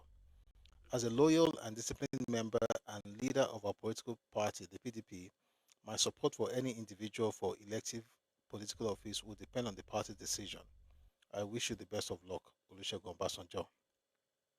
In the end, 22 persons comprising governors, some members of the National Assembly, and other party members, including a former president, became aspirants. The list is as follows. Number 1, Baba Marwa. Number 2, Jerry Ghana. Number 3, Adamu Abdullahi. Number 4, Ahmed Makafi. Number 5, Atta Obong. Number 6, Mike Ahigbe. Number 7, Donald Duke. Number 8, Peter Odili. Number 9, Achike Odenwa. Number 10, Sam Igu. Number 11, Ebitu Kiwe. Number 12, Turaki Saminu. Number 13, Umaru Yaradua. Number 14, Sarah Jibrin. Number 15, Julie Ugbo. Number 16, Ahmed Moazu. Number 17, Ibrahim Babangida. Number 18, Maman Kotangora. Number 19, Chimaroke Namani. Number 20, Aliyu Mohammed. Number 21, Ralph Owuche. Number 22, Rochas Okorocha. By that list, the 28 governors that had been on Atiku's payroll had jumped as well as the members of the National Assembly. Earlier, take that again. By that list, the 28 governors that had been on Atiku's payroll had jumped as well as the members. Why am I reading like this? By that list, the 28 governors that had been on Atiku's payroll had jumped as well as the members of the National Assembly. Earlier, as part of increasing his popularity in the West, he went to the US to give a lecture following the program made for him by his lobbyist firms in the US. One was scheduled for the UK, with so many people out, not under his influence and control, foreign engagement ceased for him. He still wielded influence in the media because he had enough money to curry their favor. At that time, he really had no overwhelming influence over the judiciary, where the level of corruption was still very low. Even as an elected president, I could not claim to have any influence on the judiciary. Those who were out of Atiku's reach, the party, governors, National Assembly, international endorsement, and the judiciary, had implications for his media support and would have impact on the electorate. Money is useful when other ingredients are correctly in place, but without other things in place, money can be crippled. We had to move on, and we set up a small committee of governors, assembly members, and other party members not interested in contesting for the presidency. The committee was given free hand to screen all aspirants of PDP party. The exercise led to the shortlist of 6 aspirants after screening. Atiku was not among. I believe that he saw the handwriting on the wall, and while he remained vice president on the platform of PDP, he moved to join another political party to contest for the presidency. Some people challenged him in court, and maybe due to his influence on the judiciary, which he had early claimed, he got a verdict in his favor. Here, I would like to reproduce the comments of the committee on the 6 shortlisted aspirants in the PDP. But before then, it is necessary to comment on the unfair accusation of Peter Odili in his book, Conscience and History, My Story. Peter Odili accused me of standing in the way of his presidential ambition. If he was alluding to the party leadership accepting I'll tell that again. If he was alluding to the leadership of the party accepting the Segun Agago committee report, yes, we did. The committee finally recommended 4 aspirants among the governors, 2 from the north, Yaradua McCarthy, and 2 from the south, Peter Odili and Sam Egu. suggesting that both presidential candidate and his running mate should be picked among the four. To me, the exercise was not a matter of hatred or animosity, but what we saw and understood to be the way to serve the best interests of Nigeria and to be able to continue to build on the edifice we established. If we failed to achieve that objective, it was to increase the stock of aspirants. The inner circle leadership of the party, consisting of the national chairman, by the way, please let me stop. Am I rushing? I just remember that somebody told me that. Am I too fast? Is it okay? Is my speed okay? I'll use the speed. Okay. Okay. I'm not rushing. That's what you meant. No. Okay. Let me ask the question again. Is my speed is my speed okay? I may be rushing, but is my speed okay? You can keep up a bit. The speed is good. Okay. Good. That speed is me slowing down. If I have to slow down beyond this, we'll not leave here. The speed is okay. Thank you very much. All right, let's go on.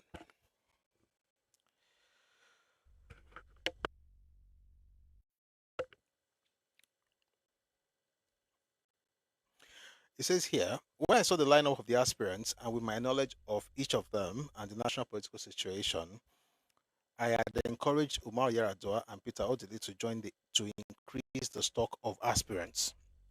The inner circle leadership of the party, consisting of the national chairman, the leader, the BOT chair, and the national secretary, considered the report.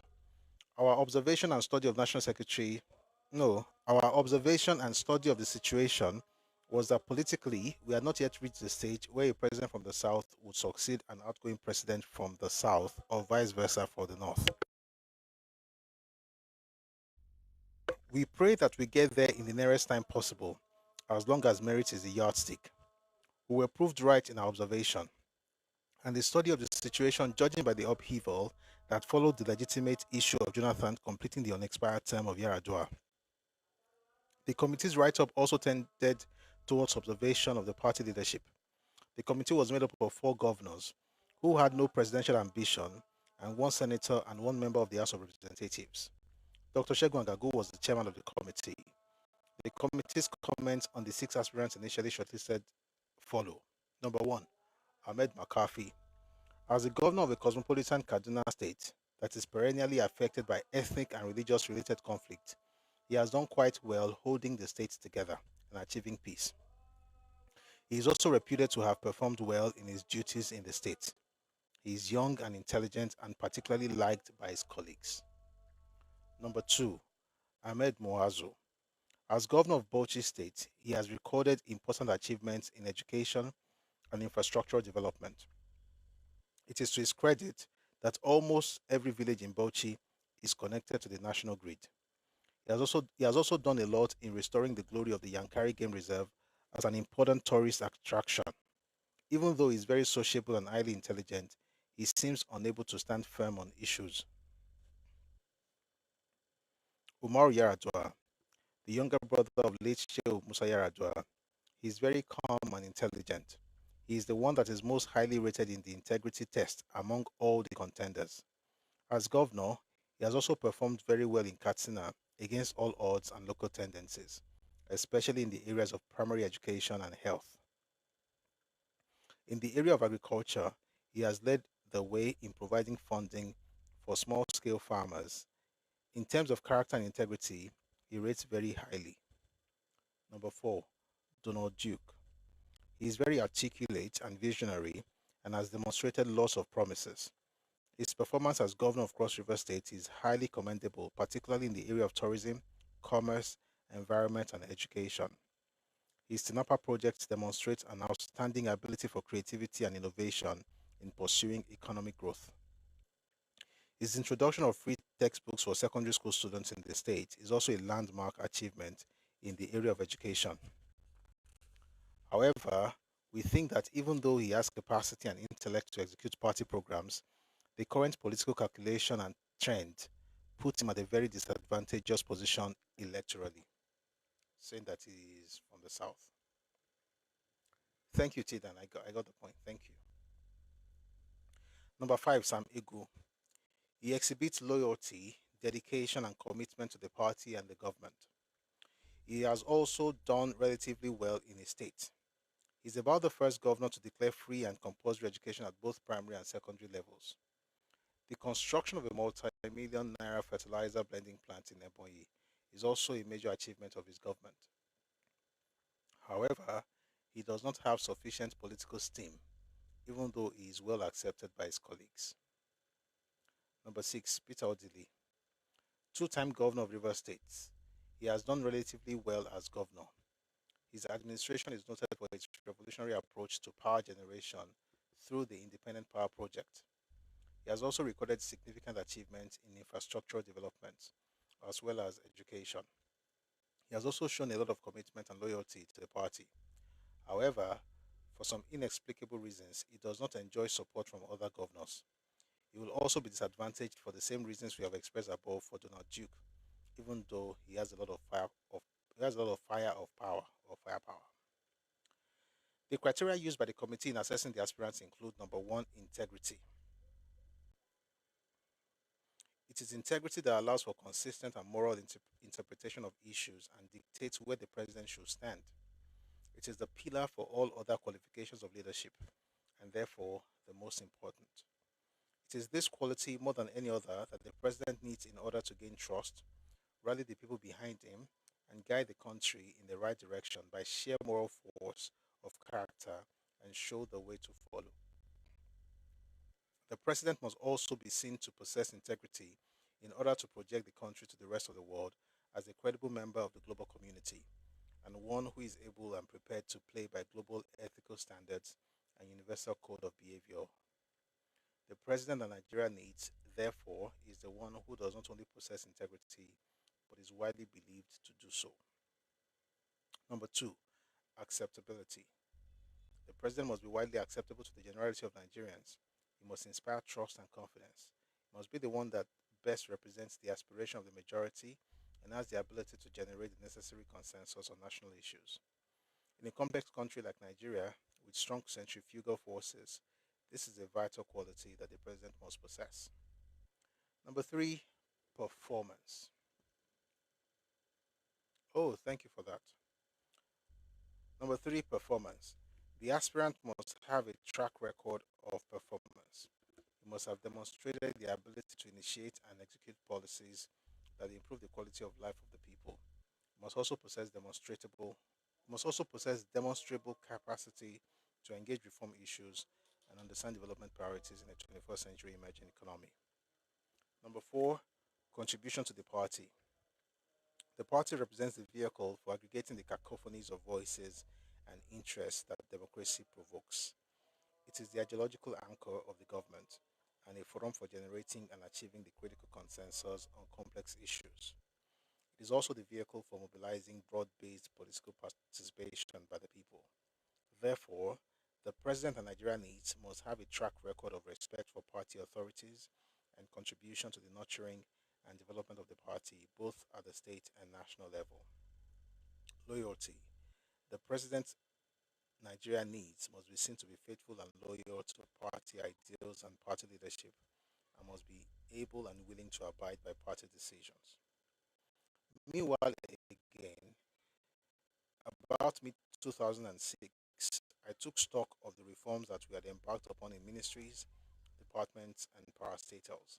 I came to the conclusion that whatever we might have done elsewhere, we were yet to do enough in two ministries, education and foreign affairs. One second though.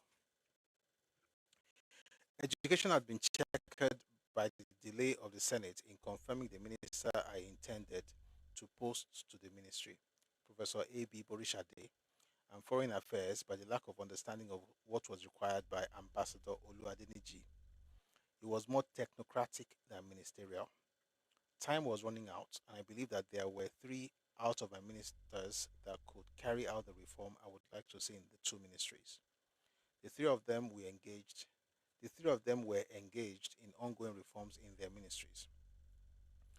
Obi Ezekwesili in solid minerals, Ngozi Okonjo-Iweala in finance, and Nasir El-Rufai in FCT. I was in this frame of mind when the head of service, Ahmed Yayale, entered my office. Yayale was a young and committed civil servant who had risen to become my second head of service after Mr. Abu Obe. Yayale observed that sorry, there's a typo here. I think there should be a W. Yayale observed that I was not in my usual form, and asked if anything was wrong. I told him what I was thinking and meditating about. He found a solution by asking me a question. Will you say, sir, that solid minerals ministry is more important than education ministry? I did not have to answer the question because it pointed the way forward. I immediately decided to post Obi to education, and with debt relief issues substantially put behind us, Ngozi to foreign affairs. Ngozi wanted to hang on to international finance as well.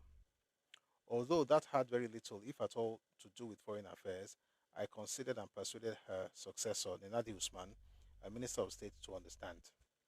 Ngozi made the mistake of trying to run the entire Ministry of Finance from the Ministry of Foreign Affairs and making unsavory remarks about the Ministry of Finance and her successor. My advice to her not to continue along that line was unheeded. On one occasion, she was out of the country on duty, and she made another of those unwholesome remarks in either the Economist magazine or Financial Times newspaper. My reaction was to take international finance from her and put it back where it belonged, Ministry of Finance. Her own reaction was to forward to me a letter of resignation. I lost no time in accepting and in announcing a successor in the Ministry of Foreign Affairs, Joy Ogu, an equally competent lady from the same zone as Ngozi, but a foreign affairs practitioner.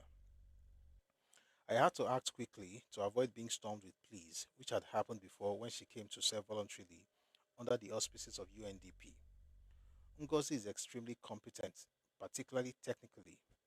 She has a few weaknesses to overcome, maybe like all of us. She must overcome nepotic tendencies and give adequate consideration to others. Under my watch, she was directly untainted with corruption. It is worth reiterating that her contribution to debt relief was singular. Although far-reaching reforms were embarked upon in the three ministries, solid minerals, education and foreign affairs, they were never institutionalized and were easily reversed on the exit of my administration. But I am convinced that in spite of spate of reversals that followed my exit, that one thing had been conclusively proven, that those reforms were possible and could have been carried out. And in future, more and greater reforms can be carried out. When things that should be done are not done, leadership must accept the responsibility.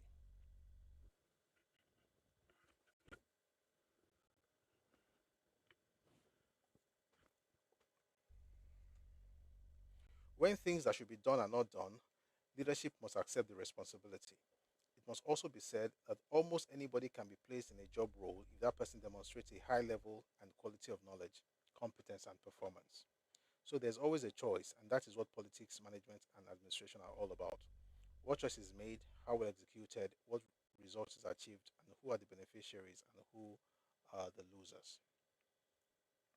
Since 1999, PDP had never gone to the primary without an idea of who the candidate of the party would be at the end of the exercise, barring unforeseen circumstances. That was my situation at the Jos Convention in 1999 and the Eagle Square Convention of 2003. How would 2007 go? As Umar Yar'Adua became the front runner, other aspirants yielded to him. The last three to do so, if I remember correctly, were Obongata of Akwa Ibom, Peter Odili of Rivers, and Achike Odenwa of Imo, who yielded on the eve of the primary at a breakfast session we held at House 7 in the Villa Complex. At that point, I sought to clear all looming issues that could militate against Umaro. Regarding his health, he gave me his medical report, which showed that he was no longer on dialysis, and an expert confirmed to me that his kidney function was as good as normal. Immediately before the primary, Peter Odili had been earmarked as the running mate to Umaro, but during the primary, pressure started to mount from two major directions. EFCC, which claimed to have embarrassing reports on Peter's alleged corruption, and his colleagues, other governors who made points about him, who made points against him, which were his profligacy and inflexible and strong character, which may be in direct collision with Umaru's. Wise counsel advised staying action on the running mate. The results of the primary were as follows. Number 1, Musa Yar'Adua, 3,024 votes. Number 2, Rochas Okorocha, 72 votes. Number 3, Aliu Gusau, 271 votes. Number 4, Jerry Gana, 165 votes. Number 5, Buba Marwa, 127 votes. Number 6, Ebitu Kiwe, 17 votes. Number 7, Mike Aigbe, 13 votes. Number 8, Albert Osford, 8 votes. Number 9, Sarah Jibril, 4 votes. Number 10, Ralph Wechwe, 3 votes. Number 11, Andrea Sawa, 3 votes. Number 12, Maman Kotangora, 0. Invalid votes, 94. Total votes, 4,101. So Yar'Adua had 3,024. Yar'Adua therefore gave his acceptance speech without naming a running mate. I had to travel out that day, so it was imperative that the issue of the running mate must be resolved. I'll tell that again. I had to travel out that day, so it was imperative that the issue of the running mate be resolved immediately. Since Peter was from South South, his replacement as running mate tomorrow had to be from the South South. After thinking deeply about the issue, I consulted with the national chairman of the party, Ahmadu Ali, and it took us no time to agree on Goodluck Jonathan. I sent for Umaru to discuss the whole issue with him. He said, quote, I was actually thinking of Goodluck Jonathan myself, end of quote. At that point, I sent for Goodluck to join Umaru and me. It was up to Umaru to inform him. He said, after due consultation and consideration, I have decided to make you my running mate. Goodluck was surprised. I said to both of them, camera is out there, go and say all that on camera. Goodluck said he was not properly dressed to appear before a camera. I retorted that it was good because it was not rehearsed. They went out together before the camera. I traveled that night. Peter Odili behaved immaturely and childishly on the whole issue as if it was the end of the world. As it was the end, I'll tell that again. Peter Odili behaved immaturely and childishly on the whole issue as if it was the end of his world. God knows best. Sam Egu and Ahmed McAfee behaved differently and maturely. When I returned, campaign began in earnest. The campaign office was organized and campaign finances were mobilized through donations essentially from the Nigerian private sector. I put more into the campaign for Umaru than I did for myself. From the day that Umaru won the PDP primary election, I started getting him involved in issues, particularly the economic issues, such as Needs 2, which was to replace the successful Needs 1. All the resources INEC requested for the elections were given. The 2007 elections only showed a little deviation from the pattern of 1999 to 2003 and the subsequent 2011 election. I would not swear that there were people who would endeavor, if opportunities presented themselves, to carry out malpractices in favor of one political party or the other. That has always been the general trend in all elections in Nigeria. That should not be blamed on the government. However, I was pleased that to the best of my knowledge, no life was lost in the process of that 2007 election. The judicial verdicts are now known to be badly tainted with corruption. I smile because I have my opinion, but let's keep reading. If I contested an election and I considered it flawed to the extent that I would criticize it, I would not stop by criticizing. I would refuse to accept the office and ask for a rerun. Who was he talking about here? Anybody? Anybody? Very quickly, it will help us to also take a break. I'll read that part again. If I contested an election and I considered it flawed to the extent that I would criticize it, I would not stop at criticizing. I would refuse to accept the office and ask for a rerun. Who was he talking about? Koboko is correct. Dr. Badru is also correct. Dr. Badru is also correct. He's talking about Yar'Adua. It was Yar'Adua in 2007 who criticized the election that brought him into office. OBJ is saying that if you had that much problem with that election, you should have asked for a rerun. It is what it is. I'll take that again. The judicial verdicts are now known to be badly tainted with corruption. If I contested an election and I considered it flawed to the extent that I would criticize it, I would not stop at criticizing. I would refuse to accept the office and ask for a return. That would be the path of honor and integrity. There had been no elections I had observed from South Africa to Angola, from Senegal to Ghana, from Togo to Venezuela, where there were no elements of imperfections, but the results in all cases reflected the will of the people. Linda Chalker told me of her experience in the UK, where dead people were found to be voting. People talk of international standards, but I have always wondered who determined them, how, and with what criteria when the variables were so many and so wide. With Umaru declared the winner of the 2007 elections, I moved out of the official residence, the villa, into the glass house so that the villa could be prepared as Umaru and his wife wanted it. Umaru himself moved to the Aguda house as president elect. We set up a transition committee headed by the head of service. He and his team were briefed in details on every ministry and every department. I took the trouble to brief him on my overall design for the country politically, economically, and socially with the foreign dimensions.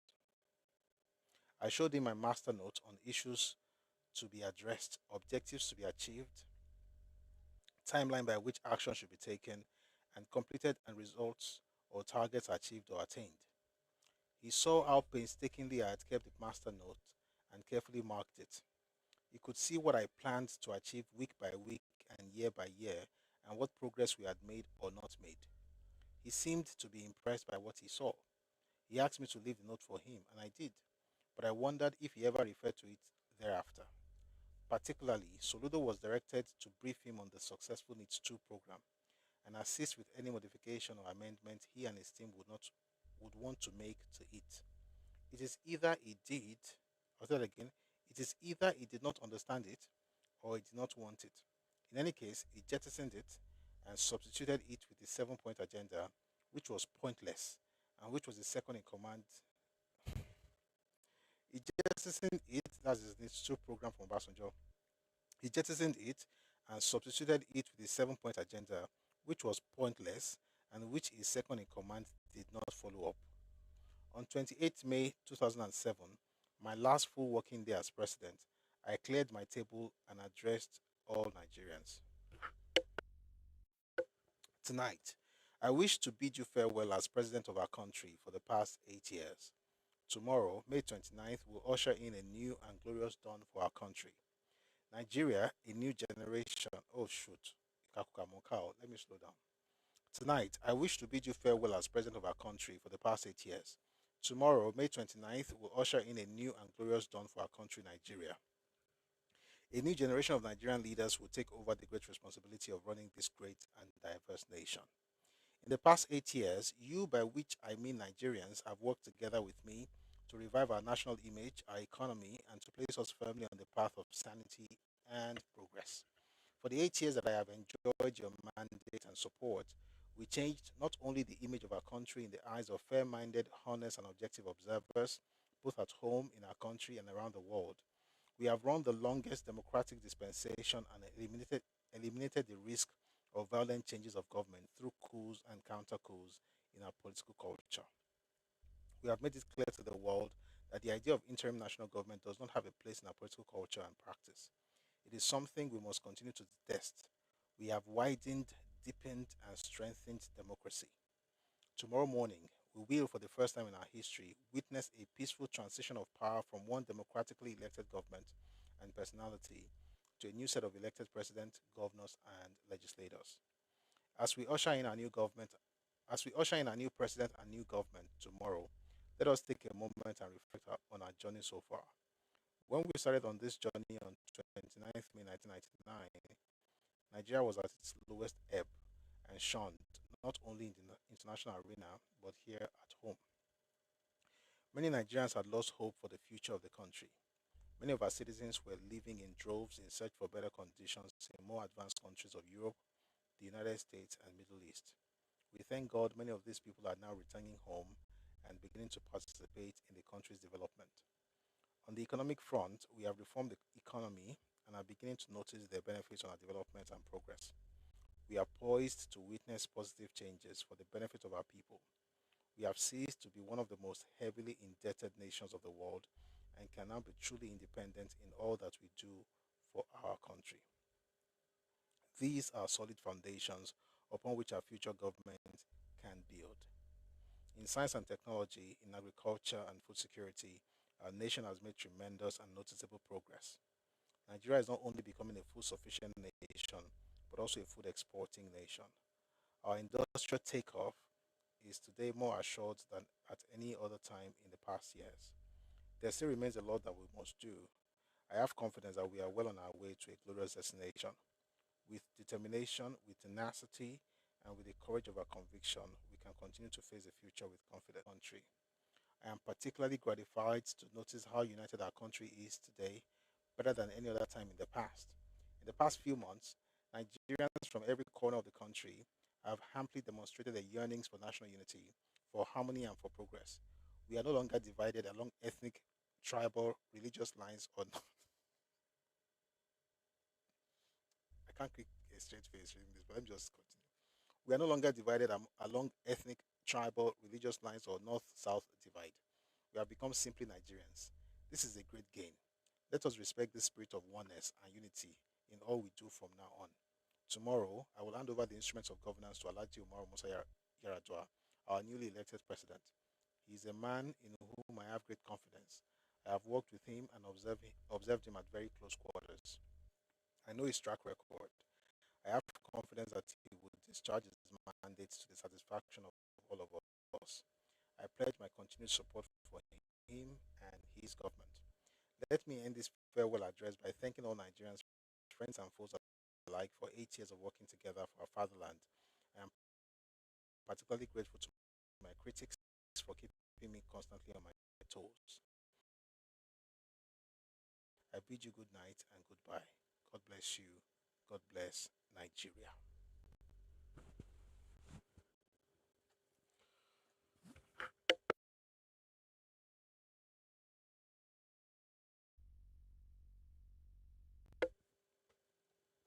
On 29 May 2007, Umaru was sworn in, and I moved directly from Eagle Square to the airport to return to my farm at Ota. The article in the News Watch magazine of June 11, 2007, titled Obasanjo Came, Saw and Conquered, said it all. Of course, the 8 years had not been filled with perfect achievements. No government can ever seriously make such a claim. But in many respects, we had moved Nigeria to a higher level domestically and externally, and left an edifice that could easily be added to move Nigeria forward and upward. My exit for the first time in a democratically change of regime was satisfyingly glorious. In effect, I had on 29 May 1999 laid the foundation for a new democratic dispensation, and on 29 May 2007, I had consolidated the new dispensation by ensuring a peaceful and democratic change of regime. I remain a watchman, but more a watchman from the sideline and indeed a watchman of history. Apart from intrigues, which Nigerian politics is full of, it has helped me to see another aspect of human beings. They care for and remember what they are eating in the mouth at a particular moment. What they ate yesterday, they would deny. They would claim you have never done anything for them, no matter what you have done in the past. But I always wonder if it is only characteristic of Nigerian politicians until I came to realize that it is neither particular to Nigerians nor to Nigerian politicians. It is a human phenomenon which only few people are able to surmount. Factor this aspect of human character into your relationship with people, and you will surely never be disappointed. With goodies in your hands, you will never be short of hangers on. But remember that most best friends are made when you are young and have little or nothing, and when you are confronted with adverse and difficult situations. The old saying always proves itself: a friend in need is a friend indeed. I will always remember the story President Shagari told me when I was military head of state, handing over to me as democratically elected president. According to him, on the two occasions, working with Tafawa Balewa and Gowon, he was suddenly and rudely removed from the corridor of power, and his so-called friends disappeared too. After Tafawa Balewa, Shagari had to borrow money to get him back to Sokoto. After Gowon, I, as chief of staff, had to arrange for him and all other political appointees at the federal level to get them back to their homes. That's the end of this chapter. Why is Obasanjo against Atiku? We read a full chapter, and I hope you enjoyed it. Now we'll have people talk. That was interesting. But let's have some people share their thoughts on what we've read. And if we have time, we'll probably go into the news. But if not, I mean, we already did some matters arising earlier today, so we'll probably do more tomorrow. Tomorrow is Friday, but that's the end of that chapter. And that's what Obasanjo has to say. There's another chapter where I talked about his financial issues with the United States, but we're not going to read that one. If you want, please get the book My Watch. Like I said, the book is sold in 3 volumes. Okay, it's sold in 3 volumes. This one I'm reading is volume 2, but they'll sell the 3 to you together, or we will sell the 3 to you together at Trade Me Books, or wherever you go. Most likely they'll sell it as a pack. All right. Thank you very much for listening to that. Let's bring people up. If we have anybody who wants to share their thoughts. I thought I saw somebody send their request. Want to disappear? 1 second, please.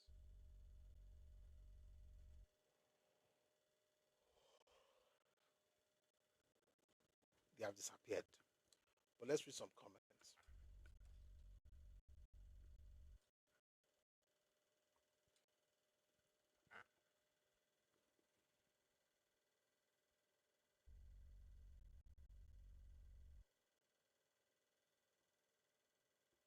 Mr. Dungus, thank you so much for the gift, sir. Thank you. Oh, okay. Let's have Bumblebee.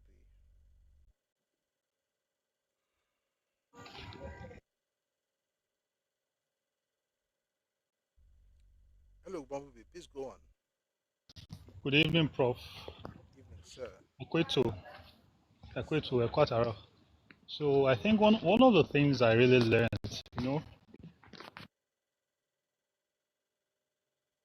back in the days, he has a very strong leadership character and leadership skills and ability. I won't lie, I may not agree with his personal life, I may not agree with his character, but in terms of leadership skills, he's an excellent leader. He has strong personality for leadership positions. And to be honest, in this evening and the last 2 days has been an expose. For us as young leaders, we also need to learn.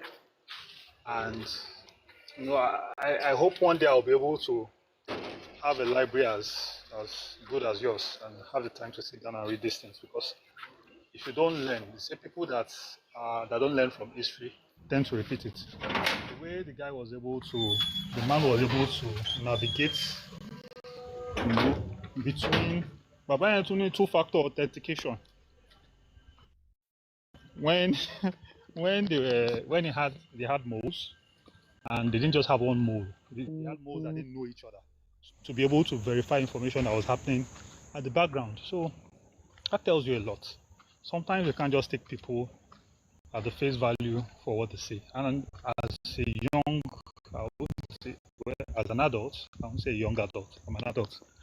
As an adult, I think one thing I also learned is sometimes the friends you make in your teenage years, your early adulthood, is that sometimes when still labor could be Ojago or you get that earphone for the most part. So it's only a few people that will be there, not because of what they want, So that gives you a bit of wisdom in how you need to navigate as a person, whether in your professional career, whether in leadership roles, even in the church. Politics don't learn in the church, things that go on. So there's no place of leadership except you are someone who doesn't aspire to be anything in life. Even in family, the way your woman can move in one kind of way sometimes based on how she's feeling. You have to have the maturity to navigate, to have the navigate it, handle things with maturity and everything. Otherwise, you lose the respect she has for you. So there's no way, there's no area. I think that's one from this Baba. And also, I noticed that during his democratic political years, close. Well, maybe it works for him. He really brought them closer than he brought the Yoruba, the Southwestern governors and Southwestern politicians, because maybe he has love for them or something, and maybe the kind of politics the Yorubas are playing. But someone he happens to be someone that was very defensive, always watching his back, had two eyes in his back of his head, and all that. So I think that's one thing I've learned, and also documentation. The thoroughness of the documentation, I respect that. I have to give that to him.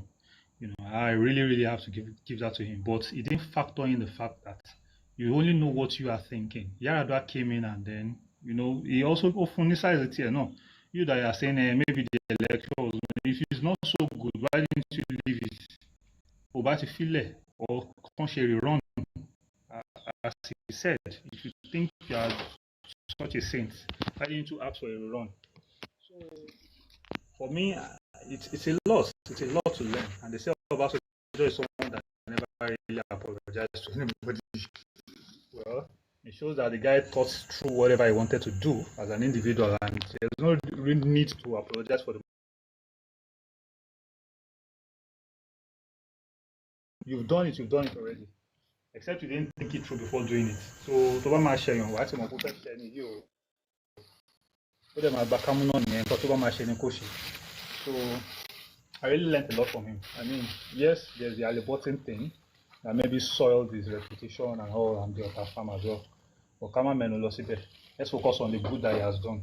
And until Baba, that is there, Ashiwaju, there isn't anybody that has shown so much leadership since he left. Thank you very much, Prof. Thank you very much, Bumblebee, as always. And thanks to your background today, we're hearing lovely music, not the guys who were disturbing us yesterday. But regardless, we appreciate we appreciate your contribution every time you come up. Thank you, sir. And thanks everyone. Sincerely, I don't like I said, when it comes to matters about OBJ, um Tobaje, so here's my stance. Matters concerning the war, for instance, his actions, I we can discuss it in light of those things. But in recent years, many of the things that he says, he talks from his own perspective, and I think that there's something that other people don't, particularly Atiku Abubakar, he needs to write a book so that Tashi can't say OBJ about Atiku, you can also read articles only about OBJ.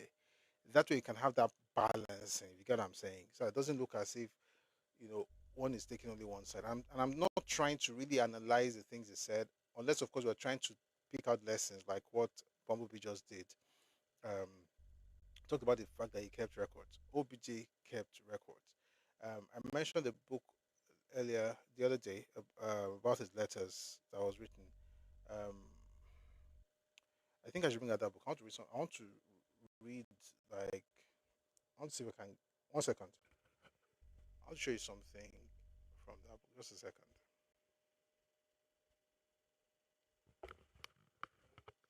Mumbo.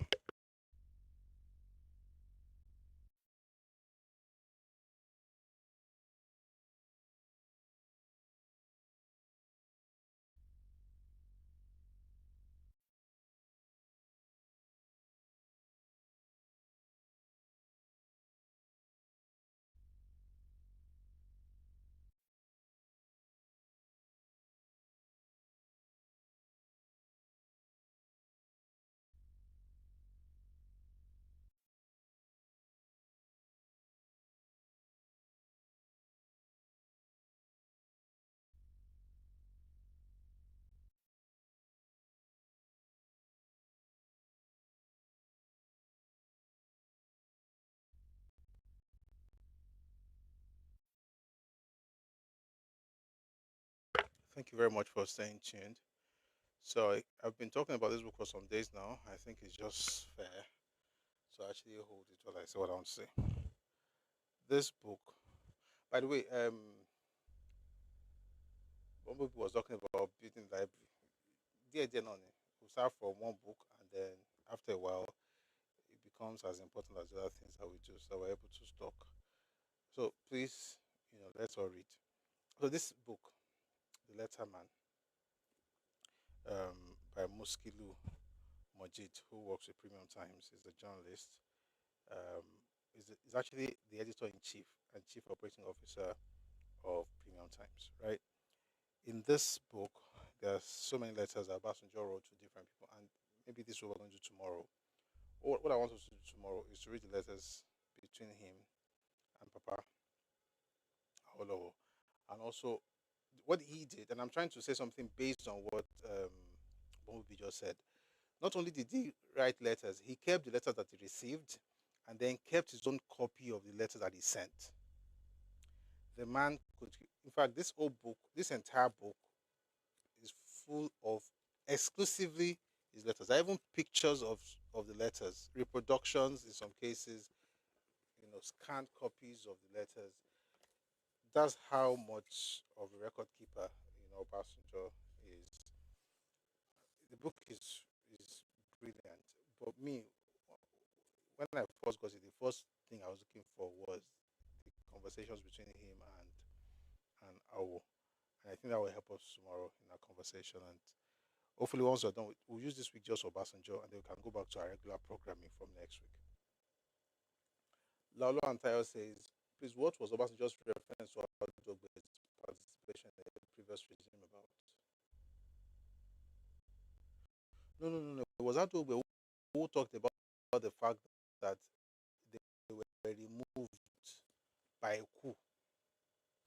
So Obasanjo was saying that his allusion to a coup was almost like a threat to Obasanjo's own government, saying that, are you saying that because you were because Aldogbe mentioned, remember how things were when they were in office at the time, and then and they were removed, right, and they had to live penniless. And Obasanjo was saying that the fact that he would bring that up was almost like threatening that his own government will also end up that way.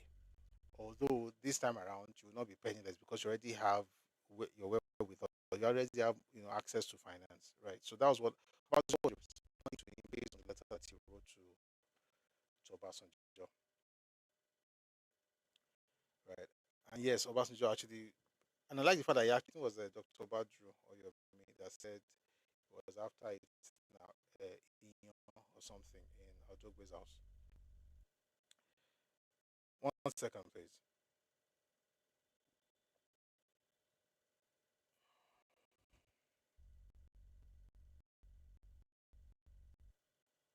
Today we only read books, so I understand that we didn't have a lot of news, but I think we should do some news before we go. Just give me a second.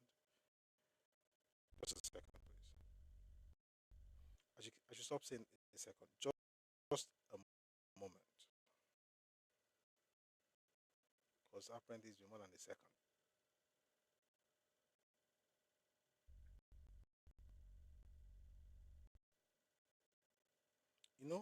Apart from this book, the other articles that uh, thank you very much, Laura Tayo.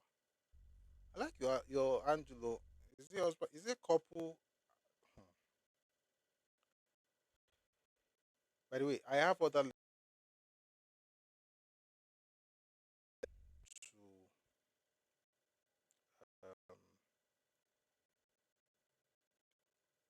article. There's even one on reconciliation, but many of those letters, are actually a bit damning. But there's one I think I should read now that Atiku wrote because I want to read something from him. I think it's only fair to do so. There's even one that Obasanjo wrote in 2017 where he said Atiku wanted to kill him in order to become president, but that's stuff for another day. Let me just read 1 second. This one was published a few days ago. It's not very long, so I can just quickly read it, and then we'll do some news, and then we'll call it a day. former president of Nigeria and has faulted former President Olusegun Obasanjo's latest allegations against him, describing them as a desperate attempt to rewrite history and confer political advantage on his preferred candidate ahead of the 2027 presidential election. In a statement issued by a senior special assistant on public communication, Frank Shaibu, Atiku said the former president's decision to accuse him of bribing the late Right Honorable Gali Umar Narba to impeach him was not only reckless but fundamentally unfair to a man who is no longer alive to defend his name. Quote, as Africans, we understand the solemn duty of speaking truthfully about the dead. It is therefore deeply troubling that former President Obasanjo has chosen this moment to allege that I gave the late Right Honorable Gali Umar Narba a bribe to impeach him. If this allegation were true, why did it never make it while Right Honorable Narba was alive? Why wait until the only man who could confirm or refute the claim has departed this world? By invoking a deceased man as the principal witness to such a grave allegation, former President Obasanjo has denied Nigerians the opportunity of hearing the other side of the story. The late Right Honorable Gali Narba cannot now defend his own integrity or respond to the allegation that he accepted a bribe. It is unfair to his memory and contrary to our cultural values to conscript the dead into contemporary political battles when they no longer have a voice. Or but called the title of this paper of this skinny is "The Grave is Not a Witness Box." That was a press statement that Atiku Abubakar actually gave on the 24th. So that was last week as well. But to be honest, most of the things that Obasanjo said about him, he didn't really respond. But we'll leave it where it is. I mean, the stuff is long. It was again posted by Frank Shaibu. It's on Twitter, by the way, if you want to read it. It's on Twitter, and the Frank is PH rank. PH as rank. Frank. PHRANK. Shaibu. You can find that. It's online right there. Let's move away from that. We talked about the former president. Let's just listen to the present president, who, by the grace of God, is also going to serve another term, like the former president did. Here's the president talking to the Olubadan of Ibadan. That's President Bola Tinubu now, talking to him about how they didn't pay any ransom in order to, rescue the abducted pupils in Orire. I think there's another clip where I talked about the fact that governors should stop building unnecessary flyovers. We'll play that one later. Let's take the one that he said the thing he said about about the rescued victims in Orire local government area. Again, I was talking to the Olubadan of Ibadan, Warashid Adewale. On the Orire Oyo State's rescue that succeeded. I think we succeeded with your support, prayers, and I agree with you that we should commend the men and women of the armed forces for their excellent performance. On behalf of them, I accept your message, and I will forward this same message on. As we emphasize the question of security, that each event teaches us new methods, open our eyes, challenge us to examine and re-examine our architecture, our strategy, our map and operations. And you would have seen we've given a geographical and numerical answer to the challenges. We refuse to pay ransom. We have the geography of the forest. We know what it is.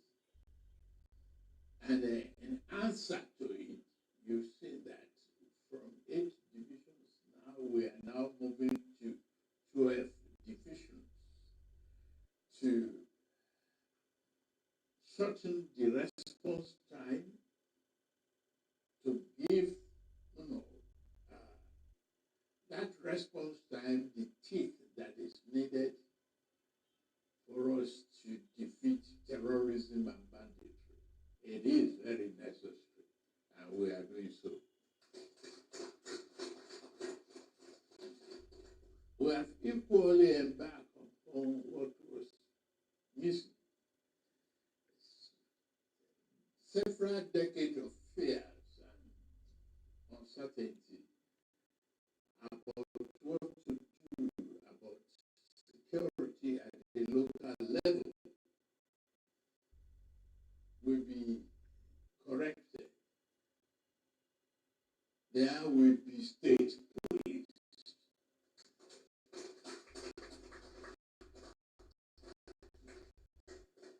And that state police will have a guardrail from abuses, will protect it from abuses.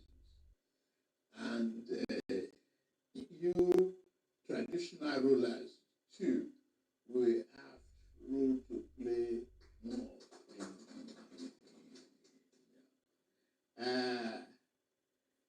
Well,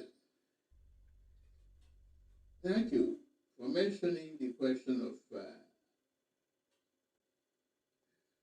the forest. Well, equally enhancing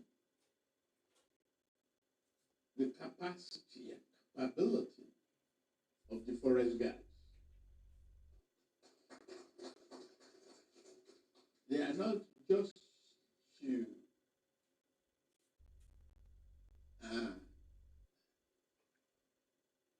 chase antelopes and animals. We are going to have them chase the criminals and deal with them in various forests.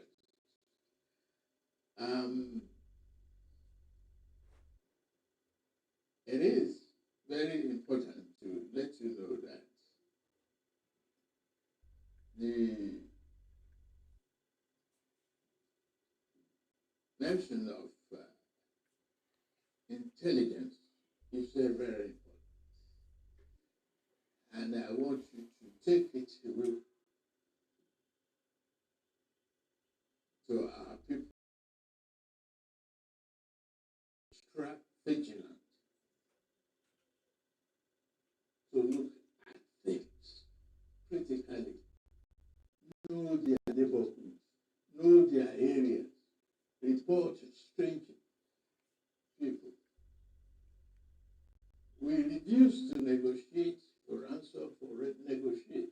These criminals wanted us to review, to release from detention members of their.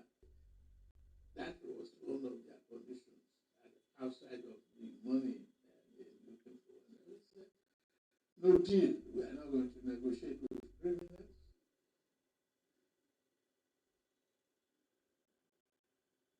They committed murder, and we were ready to finish up with their families, members of their own communities. They go somewhere. Some of them that are non-Nigerians. All right, that was the president talking about the fact that the government refused to pay ransom to Oriri abductors. In this next clip, he talked about how governors should focus on, what's the word now? Quality of life and security in their states rather than building unnecessary flyovers. Take a listen to this.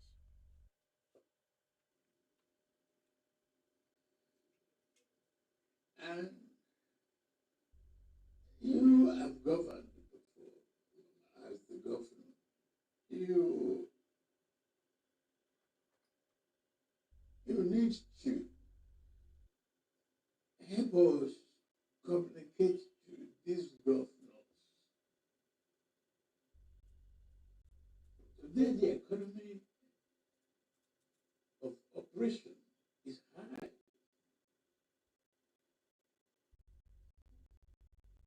More the money that I'm pushing to the states, if you had it during your own time or during my time, it would have been different.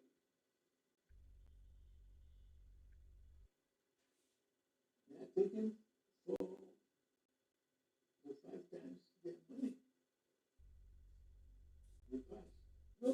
borrowing money to pay salaries now. Pensioners are receiving their pay and benefits.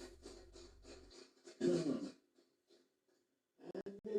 they should do more to, instead of flyover where there's no numeric traffic, build roads and arteries network to really enhance the quality of life and the accessibility of the security agencies to penetrate those areas. I will be calling meetings of so many of you traditional leaders to offer to listen to you and offer some suggestions. Many of it throughout the country, I'll do that. Find time to listen to that. The change is monumental. It's not an easy job, but to me, I asked for the job and I got it. He gave me the support and I got to do it. I accept the assets and liability of my predecessor. So that's the challenge of today. I'm glad you're here. I congratulate you on the peace and stability of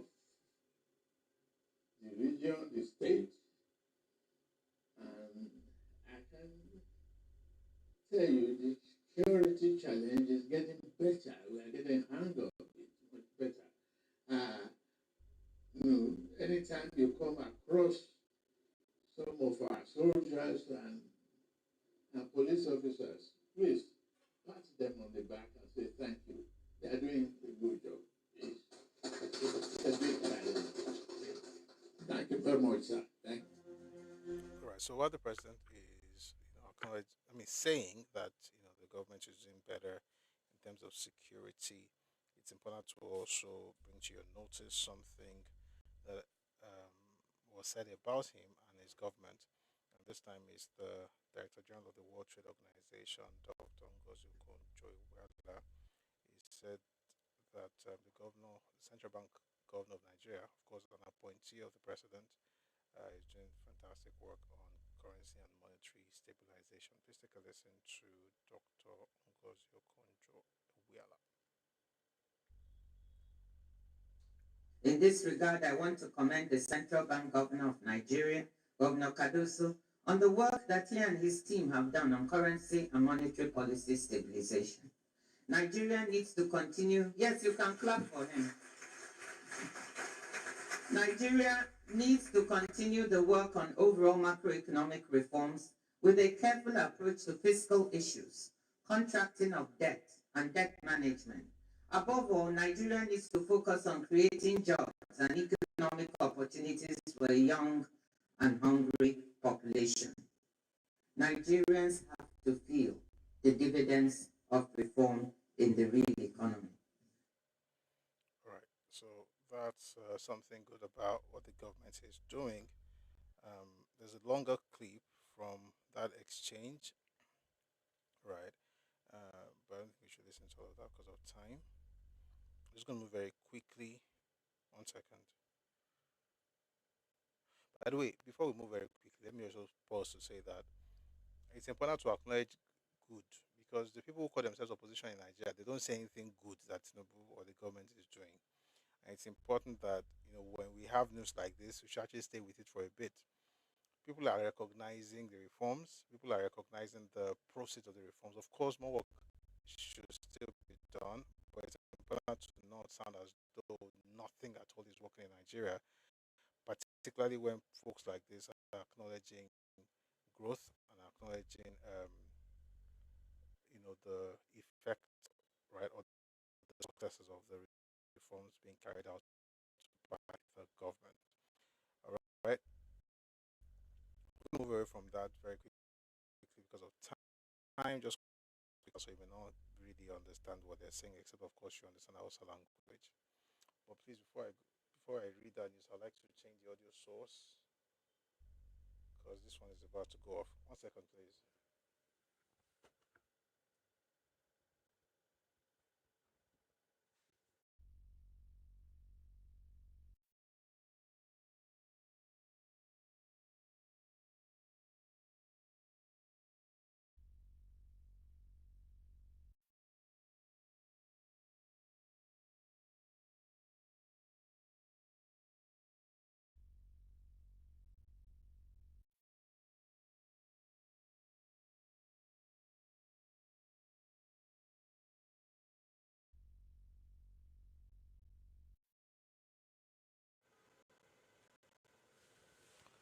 All right. I hope you can hear me. So I was saying that something interesting happened in Sokoto recently, and I wanted to play you the uh, video so you can listen. But I was announced online, so you don't understand the language. But no, let me not assume that everybody's like me, who clearly doesn't understand our language. I'll play a clip and then I'll read you the report. 1 second, please.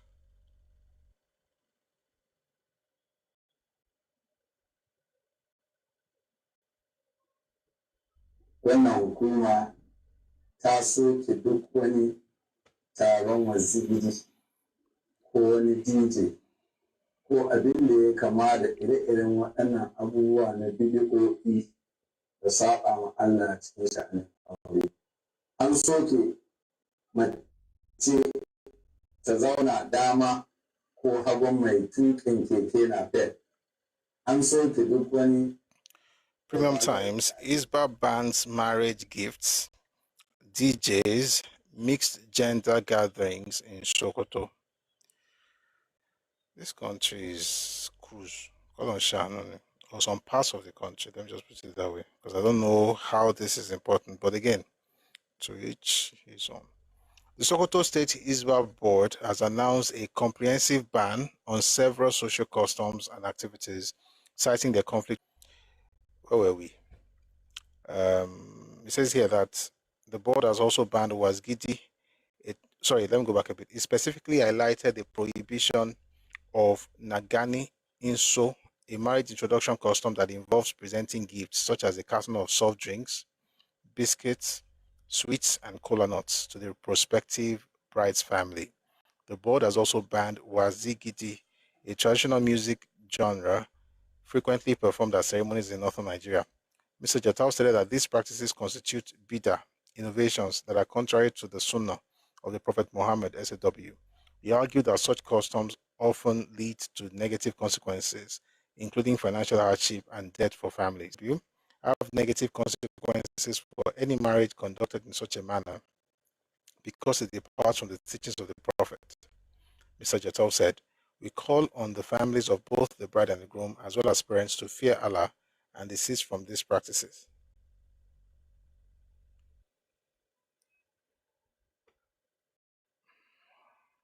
Wider restrictions. Beyond ceremonial customs, the board has imposed further public. Even Saudi is relaxing some of these things. Beyond ceremonial, again, it is well. Beyond ceremonial customs, the board has imposed further public restrictions. It is now prohibited to install loudspeakers or high-powered sound systems on tricycles. Makes sense. Commonly known as keke napep. Additionally, the practice of women sitting beside tricycle riders has been outlawed. The board also intends to enforce bans on hairstyles deemed inappropriate for children and young people, as well as excessive expenditure on bridal gifts, known as lefe. The ISBA board has called upon community leaders across the state to support the enforcement of these standards. Mr. Jatau warned that the board will take decisive action when these prohibited practices occur, particularly when called upon to intervene. He issued a final warning to event organizers, DJs, and residents, urging them to cease the prohibited activities immediately. He said, and I quote, "This is our final warning to everyone, especially those engaged in these activities and those who patronize them. We call on parents and intending couples to simplify bridal gifts, avoid unnecessary showmanship, and conduct marriages according to the Sunnah, so that husbands and wives and their families can be spared debt, hardship, theft, and other unlawful acts committed in the course of organizing weddings. I mean, I get the what's the word?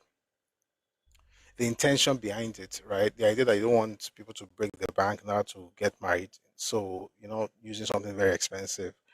But it wasn't a biscuit that is soft drink. Since if you cannot buy biscuit and soft drink, should you be getting married? And I mean, expensive things that you can't afford. So I make it simplify things for your people, so people can just get married and they won't have to go into debt. All of that is good. But which one is removing soft drink and biscuits? If you cannot afford biscuit and soft drinks, why should you be getting married? But again, who am I but a Yoruba man? Because I don't understand how this should be an issue. So somebody asked me, does it apply to Christians? I don't know. The good thing though is that if you want to go and live there, at least you know how they behave, you know what they think, you know what you don't go there and be shouting constitution, which is why I tell all these people that are always talking rubbish in the southwest. Why don't they talk about constitution in the north? You think you go to the north and go and tell them that constitutionally you can do anything you like? When they say you are a lady, you cannot sit beside a Kenya Pep rider, you can't sit in front with him. You're not going to say that you have constitution right. They will deal with you very well. So no matter what I think about it, it's their right to conduct whatever they want to do in their society. It's just a bit weird, but maybe because I'm not used to that place, so I don't want to also judge them based on my own experiences. But it's quite interesting. I think that's a better way to say it. Quite fascinating, what's going on in that part of the country. At some point, you begin to wonder: is this really about religion or about control? Because if it's about religion, wala wa ni o. But if it's about political control, well, I'm sure the people, will be all right. But if you're a DJ, you know now that Sokoto is not the place to go. It's quite interesting how things go in some parts of the country. But again, regardless of what I think, it is respect to them on that aspect. Maybe one or two more things, and I will call it a day. It's been a very... Oh, I found this video. Oh boy, let me play it for you. Somebody said we should play it for everybody, so let me do it. It's a message that all you people need to hear, so that you can vote for the right person. Take a listen to this.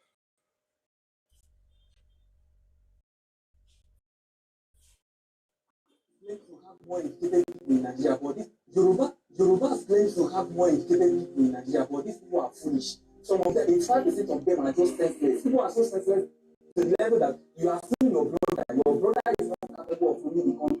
Your brother has failed, but instead of it to vote for the competent human being, he's saying that tribal because you won't be. This useless attitude in Yoruba. See, you people are senseless to the level that right administration, they share the and bread for campaign when they collect. See, God will punish all of them. So, it's been said that it's important for every Yoruba person to hear that, so that you can decide to vote for the right person. Apparently, these are the bunch of clowns. One of the bunch supporting Peter Obi. So they're expecting you to support Peter. As a matter of fact, the handle that even published it is called New Nigeria is Possible. No, that's not that one. The handle is I don't know the guy's name. Sha has one ridiculous name like that. Sha Peter Obi supporters insulting everybody and telling us that we are not. His father is not very smart, because I cannot say that about myself. Martin Song Robin, I'm was in the street. All right.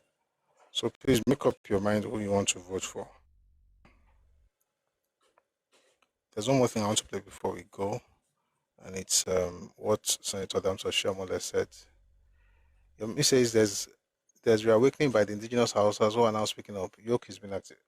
This one is not by indigenous Hausa. Okay, you are saying that maybe they're using this one to also... I mean, we all know that religion can be a political tool, and it has been a political tool in the North. for more than 200 years. There's religion is a tool that can be used, and good luck to whoever is being used for. Let's just listen to Oshomole and then we'll call it a day. If somebody else wants to come up, I'll bring you up, but after Oshomole. It's past 8 already, okay? Take a listen, please. Federal Minister of Works need to be guided. Because whereas we have all these old roads that are in bad shape, he proposing the construction of new roads when existing roads are not there. So 3 weeks ago, I understand 20 new roads were approved. Yet, sir, between Edo and Delta, there is manifest bias by the Minister of Works. You cannot go to Warri and you are here, Senator Dafinoni. You can't go to Warri from Benin. You can't go to Asaba from Benin. You can't go to Auchi from Benin. This has shown consistently there is no federal allocation. It is Mr. President goodwill. Mr. President goodwill that he directed that they should use tax credit to deal with part of this section. Otherwise, all the budget over the past 3 years, in spite of the first motion, under your leadership that was moved to draw his attention, the Federal Minister of Works has failed deliberately to include that portion bordering Delta and Edo in the national budget. So I plead with you to urge him to be more balanced and have national overview of his responsibility. So someone sent me this, so let me also use the opportunity to respond to the person. Number one, I'm not an APC person. These are APC people talking. Number two, the man is not a senator representing every part of the country. He has his own constituency, his own senatorial district. So what he's doing essentially is speaking up for his people. And yes, it's going to sound as though he's attacking the minister, but that's because he's trying to get somewhere. If you notice, everything saying is that you cannot go from Auchi to this, from Auchi to Delta, from Benin to Guinea. He's talking about East Space, the connection between his Edo and Delta, and also Edo and Kogi. So if you ask me, I think it's fair. All this fair in politics is fair. You just throw jabs, and hopefully the minister will do his work. That was my response to the person, and I hope we're on the same page. Thank you very much. We'll have Bumblebee, and then we'll call it today. Good evening, Bumblebee. Welcome back, Bumblebee. Good evening, Prof. Olowoduru, you are very correct, though. He's fighting for his people. Absolutely, I agree with you. Please won't be there. Please 1 second. Let me get my headset. Okay, go on, please.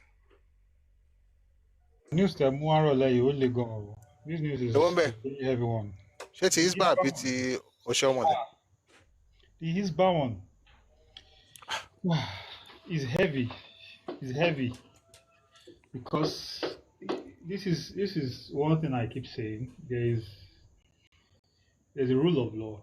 I understand that it's a way of life, but from history we understand that it is not the way of life of the Hausa people. It is a way of life that was brought in by Usman Danfodio in recent years, right? Well, there's also the part of indigenous Hausa people pushing back. If there's any pushback that's going to happen to all this, it has to come from them. I call them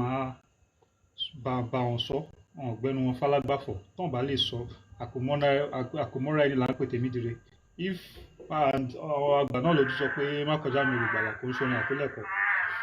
at the end of the day, whatever they are going to tolerate, if they can speak up for themselves in terms of population, right? They are larger in population than their, I'll say, so-called oppressors in that sense. Is because Muslim Islam not. Half of my family are Muslim people now. My mom was Muslim. She grew up and became a Christian. So I have relatives that half of my relatives are Muslim people. Issue. I'm not here to speak against Islam. Like I said, I told you I went to school that we do Muslim prayers. I can still say the Muslim prayers till tomorrow. And where I see them is back to all these things. Where are they going to? What's going to be this line? where are they going to stop? Because if you're going to enforce this, then you move it to the next level. Come on, escalate it. What do you mean by people should not sit beside Inikon in public transport? Because to me, it's at the end of the day, because at the end it's not our business. What I just feel, because I'm someone that when I see some handwritings on the wall, I tend to project into the future. I won't lie to you. Some of the things start really, before you know, the next president should just come and put clause for us to be secession clause. Come on, okay, àwọn tó bá ṣe kí ló máa ń pè ná referendum, they are free to go, because that's where we are going to. All these things they are doing now, why do you need ISBA? Okay, what will happen now when you have state police? You use them to support ISBA because you can't have law without enforcement. If you have a law without enforcement, that's suggestion. If you say it's a law, if you say it's a principle, then you have to enforce it. Then where do people's rights stop as Nigerians in the north? Nobody is saying don't practice your religion. Nobody is saying if you're a lady and you decide not to sit down beside the driver, that's your choice. I've seen ladies that will say they don't want to sit down between two men in the bus. It's fine. That's tolerance. But when you now begin to use the force of government to enforce religious principles, I think being coming war. I won't go beyond that, but I think our Muslim brothers and sisters are in the house. They will be in the best position to speak up, because when you have people like this man tó lóun fẹ́ context fún governor ní Ọ̀yọ́ state tó ní tó ń bá di governor máa gbé sharia wọlé, and you have people like Dr. kí ló máa ń pè wọ́n náà bàbá tó máa ń ṣe radio programming táwọn náà organize program tí kìíní wá. Yes, we have to organize the Gumiwa. Yes, we have the idea, we have the open-mindedness as Yoruba people that everybody is free to do things and all. But at the end of the day, we also have common sense as Yoruba people to see when people are doing things without freedom of Yoruba to do things that will come and feed on the freedom of others as Yoruba people. They should use it for development, but some people tend to want to move towards the point of suppression. In Iran, Iraq, and all those places, should everybody share all these extremist activities, and then US also drop the missile 12 the other time. We are coming drop next time. But my own is whatever freedom that the modification of government policies is giving people, they should use it to better the lives of their people. Thank you very much, Prof. Thank you very much, Bumblebee. Fantastic submission. Nothing to add. I just think that at the end of the day, but we also have lessons to learn from all of these things, particularly about the boldness with which they do what they want to do in their region without apologies. For that, I respect them. Let's go to Olo. Good evening. Prof, yes, sir. Ẹkáàbọ. So, yes, sir. So, lórí ọ̀rọ̀ àwọn òkè ọya yìí, wàhálà tí wọ́n nìyẹn o. Torí àwọn ni wọ́n lajú wọn lẹ̀ kí tàlùbọ̀ kó tó wọ̀, àbí báwo ló ṣe máa ń sọ, kó tó bí òwe lójú ẹ̀yin àgbàlagbà. So, okay. So, wàhálà tí wọ́n nìyẹn o, because àwa náà ń ṣe Muslim lọ́dọ̀ tiwa, and tó bá ti dọ̀rọ̀ Muslim àti Christian yìí, the way táwa ṣe ń practice tiwa ó yàtọ̀ sí bí every other people ṣe ń practice tiwọn. Báwọn ṣe gba wèrè mẹ́sìn nìyẹn, Muslim náà wà lọ́dọ̀ tiwa. Àwa ò jẹ́ nígbà kí wọ́n kó àṣàwọ̀ wọ ọ̀dọ̀ wa. Gbogbo àwọn tí wọ́n ń kígbe ṣẹ̀ríà ní Ọ̀yọ́ yẹn kò lè ṣẹlẹ̀. Káwọn èèyàn lọ fọkàn balẹ̀, torí there is equally maybe like 60% Christian and 40% Muslim in the southwest, or 50-50. I don't know the percentage. So kò ń ṣe Muslim nìkan ló ní say. Even nínú àwa Muslim, àwa gan àfẹ́ kírú nǹkan bẹ́ẹ̀ yẹn wà lórí ilẹ̀ wa. So káwọn èèyàn fọkàn balẹ̀. Gbogbo ìtàn ṣe yẹn wàhálà tí wọ́n nìyẹn. Nígbà tí wọ́n ti conquer wọn, nígbà tí ó tún wá dé ìgbà tí Nàìjíríà ń jẹ́ Nàìjíríà, ojú wọn báyìí ni wọ́n ṣe slọ́ọ̀tì ṣẹ̀ríà wọnú òfin ilẹ̀ wọn. So according to ṣẹ̀ríà àwọn nǹkan tí wọ́n ń gbé wọlé yẹn kò bad. It is the law of their land. They are on the right.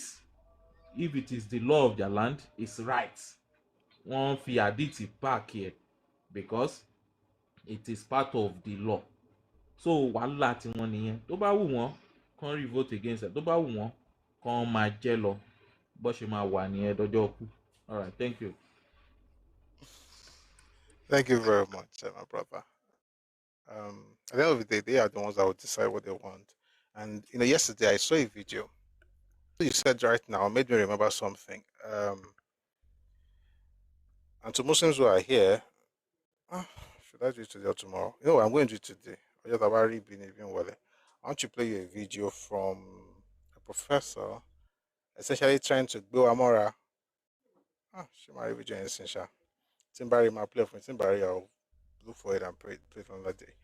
It was a professor trying to tell us, the beauty of Sharia.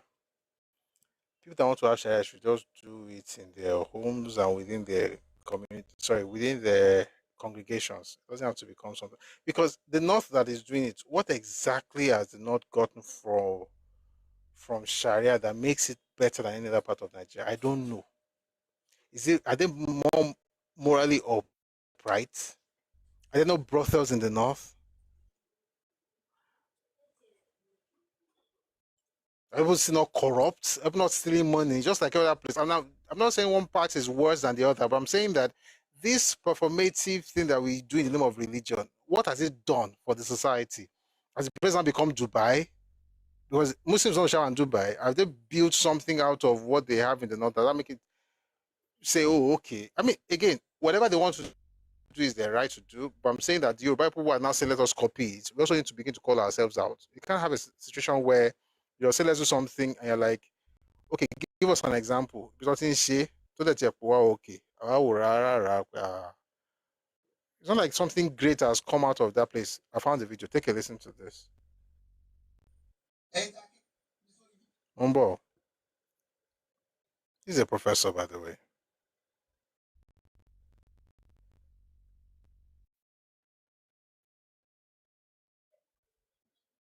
Anitan, Anibibi, ẹ wo Èkó ìtẹ́ bá wo Islam lẹ́kọ̀ọ́ yẹn wá ló nǹkan tí wọ́n ti ṣe lẹ́kọ̀ọ́ yìí ní fẹ́ sọ̀rọ̀ púpọ̀ nípa ẹ̀. So somebody did the content on this, so you might hear his voice. But what we really want to listen to is the professor.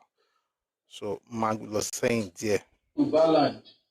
Anitan, Anibibi, ẹ wo Èkó ìtẹ́ bá wo Islam lẹ́kọ̀ọ́ yẹn wá ló nǹkan tí wọ́n ti ṣe lẹ́kọ̀ọ́ yìí ní fẹ́ sọ̀rọ̀ púpọ̀ nípa ẹ̀. Ẹ máa ní láti ṣàlàyé nǹkan tí Islam ṣe lẹ́kọ̀ọ́. Bí Islam ṣe jẹ́ kí Èkó ní òkun àtọ̀sà tó.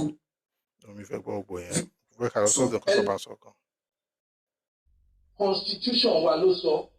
Constitution Nigeria section 275 subsection 1 ó sọ pé there shall be for any state that requires it a Sharia court of appeal.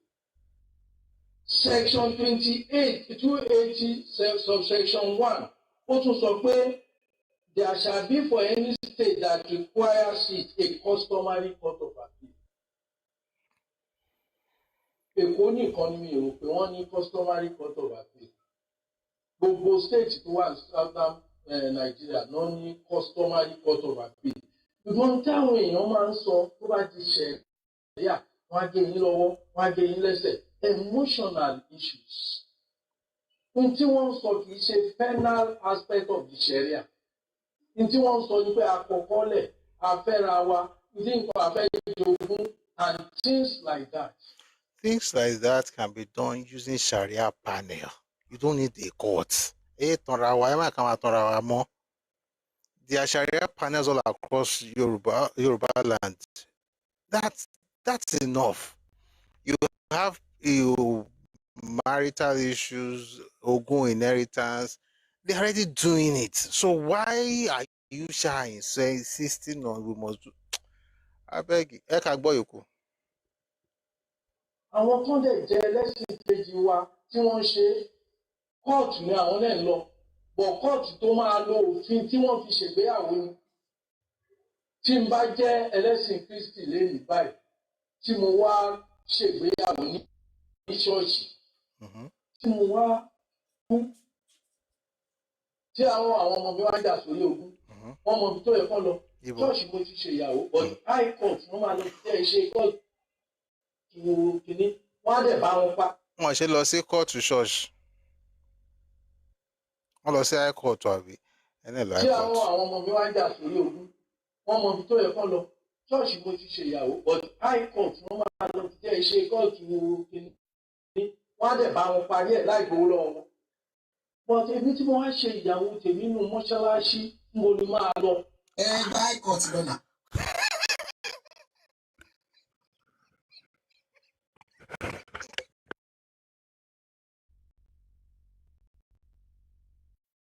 I did not want to listen to this guy because it would just make me laugh.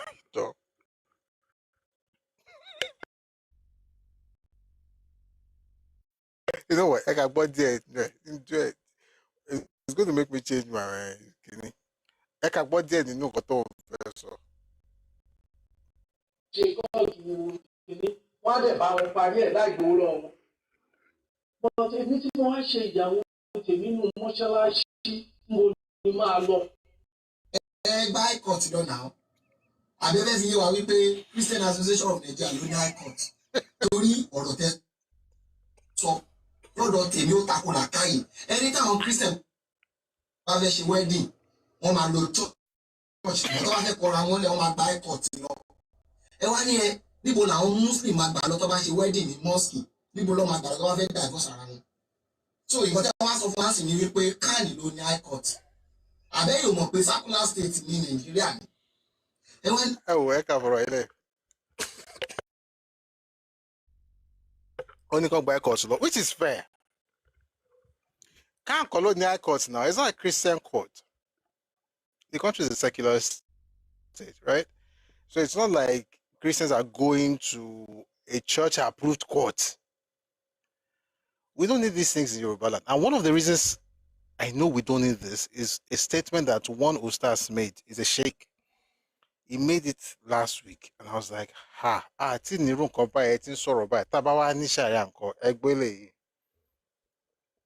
we'd love to all, by the way, to be clear. This is not against Islam or anything, but anything Sharia in Yoruba land is a foul, because this is not a religious.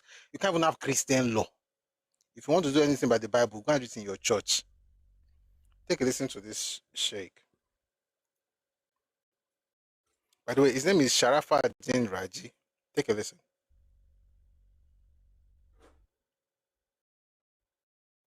Can you play? Mombo. You play. I'll even play from this other device. In your play. Mombo. Listen to this.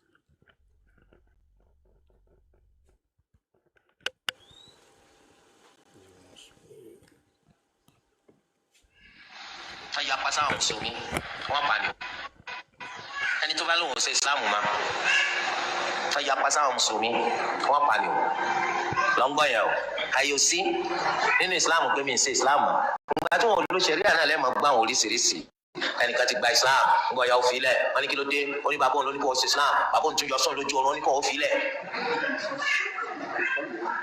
lábẹ́ òfin ti ṣẹ̀ríà wọ́n kì í fi tipátipá mú yàn di Mùsùlùmí àbí èèyàn wo lẹ́rí tá a mú ní tipátipá la ikraha fi ddin a kì í jẹ ní pásẹ̀sì àní mú tipátipá pọ̀ àfi kó di Mùsùlùmí àmọ́ tó bá ti di Mùsùlùmí ayọ̀ sí pé o lè fi Islam sílẹ̀ kájọ yé wa o yàtọ̀ wà láàrin kó tó di Mùsùlùmí àti lẹ́yìn ìgbà tí o bá di Mùsùlùmí torí nínú òfin tí wọn náà ti gbà ní pé ń dọ́tọ̀ ọba ti lóò ṣe Islam ma wọn kọ́ gbogbo ẹni tí wọ́n di Mùsùlùmí àfi yé bẹ́ẹ̀ o nínú òfin tó gbà lónìí onígbò ní fẹ̀sìn sílẹ̀ nítorí pé ń dọ́tọ̀ ọba ti fi sílẹ̀ ìdájọ́ rẹ̀ ni pé wọ́n kọ́ النبي صلى الله عليه وسلم إنه حديث عبد الله بن عباس رضي الله عنهما التي إمام البخاري أتواميك بدادي النبي من بدل دينه فاقتلوه يعني كان تباتك با إسلام ولا داتلوا وسماء أقع وفي الله أيو سي láti sọ pé mo rí pé ó pé mi mo ti fi ilẹ̀ bí ọba pé ọkùnrin náà pé kọ́ wà láyé wọ́n pọ̀ ni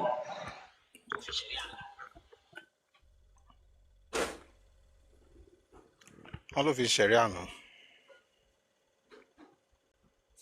You know, yesterday I saw some conversations around this video on Facebook. It's funny that the people did not say it was wrong.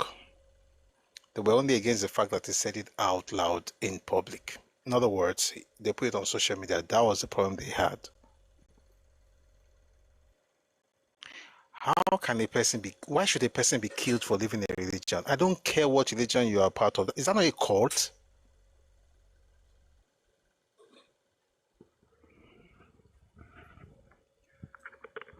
So a person cannot decide that I'm not doing again. If you say you're not being a Christian again, that's okay. If you say you're not doing Babalawo again, I know what he said. He said it's because kò tí sí Sharia la ṣe ń ṣe báyìí. Tí Sharia bá wà, wọ́n máa pa wọ́n ni. How? And the way you talk about kan pààyàn, do you know human life? I mean, yes, we can talk about the fact that, you know, spiritually is not cessation of life, but when you talk about death in this, we are talking about finality. What's it turning here?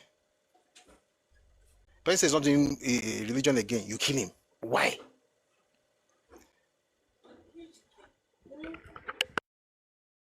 And we're supposed to have this thing where, oh, we say, oh, okay, we're all good, we're all good. Will it work? And I like what he said. He said, I don't like what he said, but I like the point he made that the reason they can move out of the religion anyhow is because there's no Sharia. As long as there's Sharia, they're killing them. Kill them for what? And then you have a professor, the person who spoke earlier, talking about high court, that was a professor. Used to be the VC of University of Ilorin.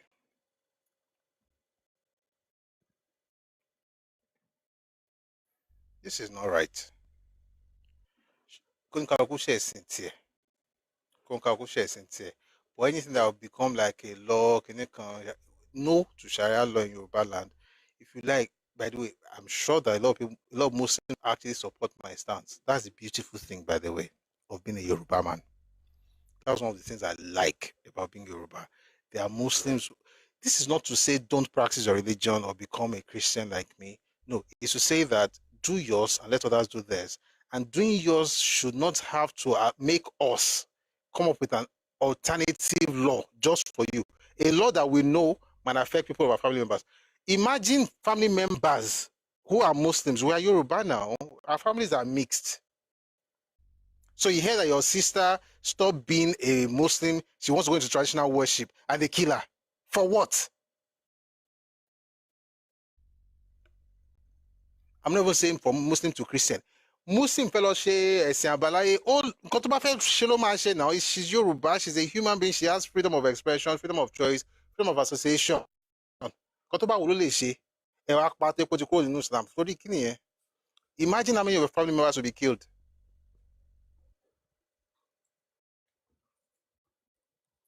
A person can say, I don't want to be a Christian, I want to be an atheist. That is right. I hope he doesn't exercise it, but if he does, it's his right to exercise, and you cannot stop him. Someone said apostate is abomination according to Islam. I don't like discussing religion, to be honest. But when it comes to that, when it comes to this idea that once you leave, because you are using Sharia, you kill the person. How now? Maybe they can do it elsewhere, but you can't do it in Yoruba land. We are too like this. Before you know it, the beginning of family members. Which eye will you go? Wait, on your bro. Which eye you go take look the person wake your family member now because the person they live your religion? What kind of nonsense with that? I don't mind what people are doing in their religion. When it comes to society, a person must be able to change their mind. If you tell me now that, I mean, are there not Christians who are now atheists? So they come and say, oh, because of wedding, and inheritance. You cannot go to high court, go to low court, or better still, write a will. And the Christian example that I gave is not very good because Christians don't go to church or court. They go to the same high court. More of us go there. It's called secular society for a reason. Yoruba land would never be a religious state. Never. I'm a Christian. I'm not even looking for a Christian state in Yoruba land. Let it be a place where everybody can do whatever they want to do. This idea of religion should actually be spiritual. You can convert people on your knees. I'm a Christian. You can kneel down and pray for people to be converted. Not that you be doing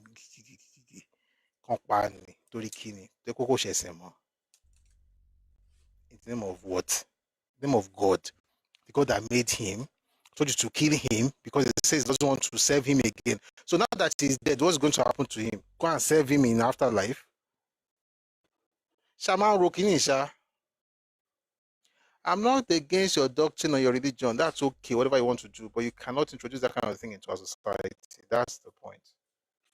And your Bible should keep speaking of. And again, like I said earlier, I acknowledge a lot of Muslims are also against this. They are committed Muslims, doing, observing the religion the way they are supposed to, but just not for, because wait, okay, all the people that are doing Sharia in Nigeria, tell me one good thing you can see that you can copy.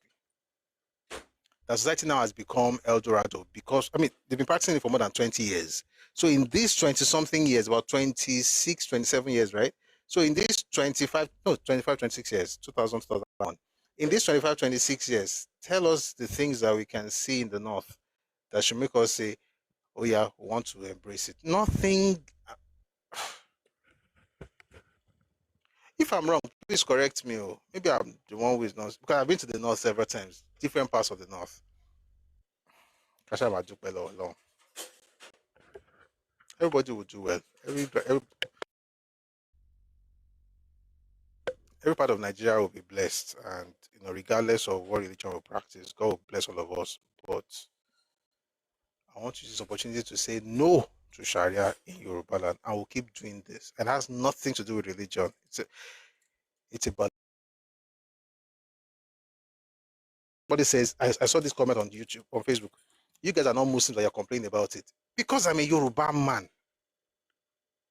You don't have to look far to find a Muslim in your family, a Muslim family member. You don't have to look too far. Or an in-law. It's not about me. Like, I'm not a Muslim. I'm not living the religion. But okay, so let's even think, because we have to be using our brains. So say that you have a family member who is a Muslim, who is married, who has children. For some reason, they decide not to be Muslims again. Someone now kills them for that decision. They leave children. Who will take care of those children? It's not those of you who are still alive. May even be Christians. You have to take care of the children of the person who was killed for leaving the religion. Which means that decision that you are making is not just personal to the person you're making it to. It's not affecting the entire society. It's affecting the family. Now people have to make a decision how to take care of their children. Now imagine how many people are going to kill. Are you forcing people out of fear to embrace a religion? Let's do better. Islam has been practiced in Yoruba land. We should just continue like that. All these new things about they should not have DJ. I don't know what DJ is doing to your faith.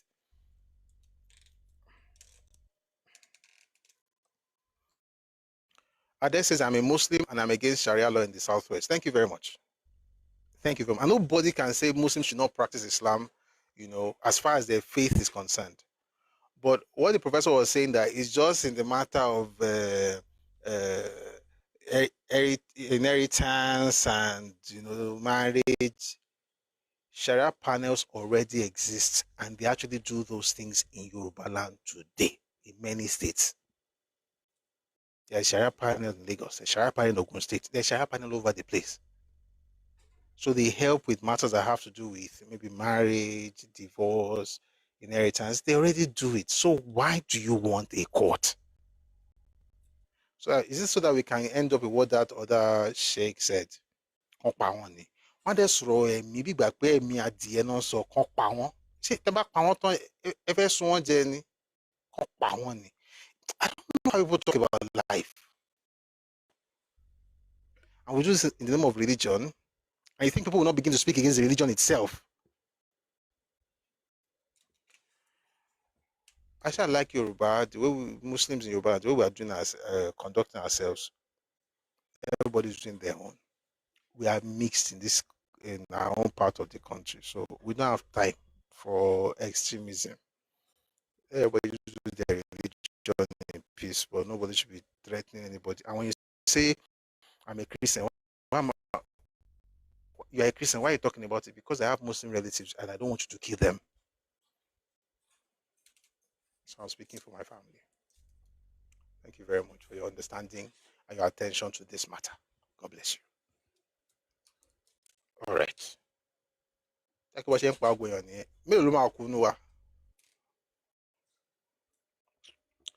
Anyway, that's a good place to end. Let's have our anthem. By the way, we have these sessions every weekday. In case you're joining us for the first time, we have weekday sessions, right? We have sessions every weekday, Mondays to Fridays, 4 p.m. if we're time West African time. We'd love to have you around tomorrow. We'll do news and then we'll have some historical conversations.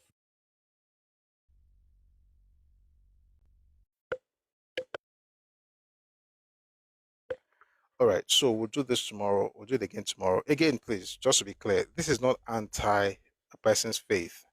Everybody has a right to choose whatever faith they want to choose. I can't tell you cannot be this particular faith.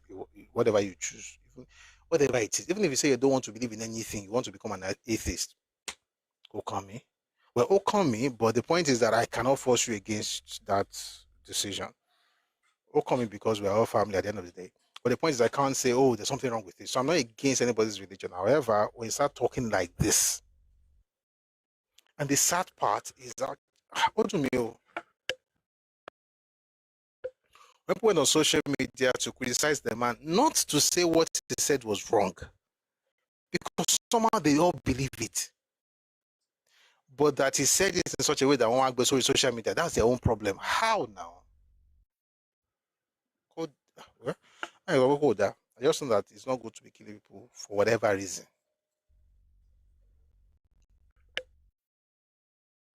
The maintain says, Prof, that man is a fanatic. That hadith he read was called Mondo. It is not recognized by Anobi.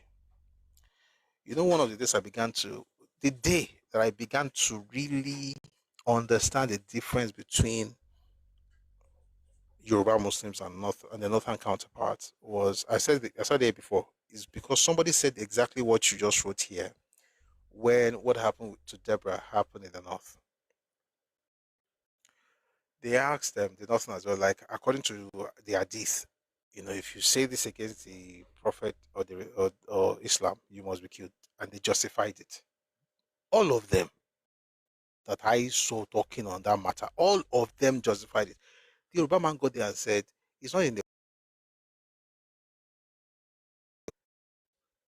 like, it's just a hadith, not like the words of the prophet. It's Yoruba that is having conversation with you that will tell you that even the what you find in the Quran, the words of the prophet, you can also contextualize it, which is actually how you study the historical work, even if it's faith-based work, including the Bible. You have to understand the context so that you don't take it out of context and then you become a con. Anyway, the point is, for them up there, it's just like it's in the hadith, this is what happens. For us down here, they're like, that doesn't mean that that's what the prophet told us to do. And I started noticing that our culture has a way of tempering some things down. And I think since the influence of the Northerners and this MSSN that decided during the 70s, actually, some things are gaining incursion. One thing I'm very careful of, even among Christians, is when people talk about purity. Like when they have this puritanical view of their faith. I see it in traditional worshippers as well. It's a human thing, but it's a very dangerous thing. If you want to be a Puritan, Puritans are best when they are not the ones in charge. You know, purists, Puritans, whatever word you want to use, they are they work best for society, for the good of society, when they're not the one in charge. They can go to the extreme amongst themselves, but hopefully not to kill anybody, like dressing and restrictions, television, all kind of things. It's okay. Once they take over power, they're a danger to themselves and to the entire society. And we've seen it. We've seen it in Afghanistan. We've seen it all over the Middle East. They're looking for the purer version of the religion. It's a dangerous thing. I hear it in different, even in traditional worship, they say it. There's a purer version. I'm like, when you go back to this purer version, it's called that there's another purer one before the one you think is pure. It's like when you look at the Amish, who say that they want to do something the way they're doing. Amish are like a Christian sect in the US. I always ask, why did they stop in the 1950s? Why didn't they go back to the 1800s? Why are they using steam? They say they are using steam engine. That's the peak of innovation for them. Why use steam engine at all? Why not go back to Stone Age? Since you want to be pure, keep going back. You get to the table of Jesus, you'll be wearing salubata, you'll be checking all over the place. They don't use cars, they use horses. We may have to go back a bit. Let's go back to the time of the cavemen. Because if you're looking for purity, you won't find it, Boro. You have to go back to the beginning of time. Good luck with your journey. Let's be careful with people who tell you that there's a purer version. Purer version, as long as it doesn't hurt anybody. Once I hearing about people dying, so no to Sharia. Yes to freedom of religion. You can choose whatever you want to do, but we have to be careful. We have to be our brother's keeper. And I'm glad. I also have to acknowledge the Yoruba people who are not changing their religion because of what I'm saying necessarily, but they are talking about the fact that they are still Muslims, but they don't want those kind of things because I don't know what we're going to gain from it, to be honest. And we're Yoruba people. Religion has never been the base of our identity. Religion has never, even traditional religion worship that we have, all these deities and worship that we have, that has never been our common identity, or the basis of our common identity. It has never. I'm saying it, no Orisha has been the basis of our common identity as a people. Religion is not the basis of our common identity. We knew about secular state before the Oyimbos even brought it to us. So we know how to balance it. That's why you have multiplicity of faith. Even amongst Yoruba people, you have several mothers, and nobody will say, maybe in time past, but we evolved. And we should not devolve at this point. Let's keep going up. God bless Nigeria. God bless Christians, Muslims, traditional worshippers, Buddhists, all of Nigeria, everybody. Atheists, God bless all of you. Even if you don't believe in God, I believe in God, so God bless you. All right. And God bless all of us, right? No, nothing against Islam. You know me. You know I'm not. I don't like having I saw some people having apologetics the other day. I heard some people went to court as well for some things that happened, but we're not going to talk about it today. I think we should also be careful not to use this opportunity to begin to disrespect each other or disrespect each other's religions. There are things you may not like about that faith. I think there has to be like a forum of different fora that can actually address such things. All right. Let's not use opportunity now say, oh, bye. Once you go into that realm, it becomes difficult for you to actually appeal to the Muslims who are not thinking in that direction. You get what I mean? So let's also maintain balance. God will help us and give us wisdom. Thank you very much for being part of today's session. I thank everyone who has been power tapping and liking and commenting. Thank you very much for your engagement. And thanks also to the gifters. Thank you very much for your support. We will be here. Okay, I said we're going to try something. What's today? Today's Thursday. I'll write it tomorrow. I'll write the account number tomorrow. Yeah, please support what we're doing. And you will be blessed in Jesus' name. Me, I know Jesus, so I'll say Jesus' name. But whichever one you know. I'm not saying a doctor will come in and be almost soon here. She here no here economic, but almost Martin Sure, I'm a sefa. In doing Kakuba Molo Makwe. And Olamba Boashe. Ani yours on the wall. Let's have the anthems and then we'll call it a day. Thank you very much. Here's the Nigerian national anthem. Sorry, there's something wrong with this Bluetooth. 1 second, please.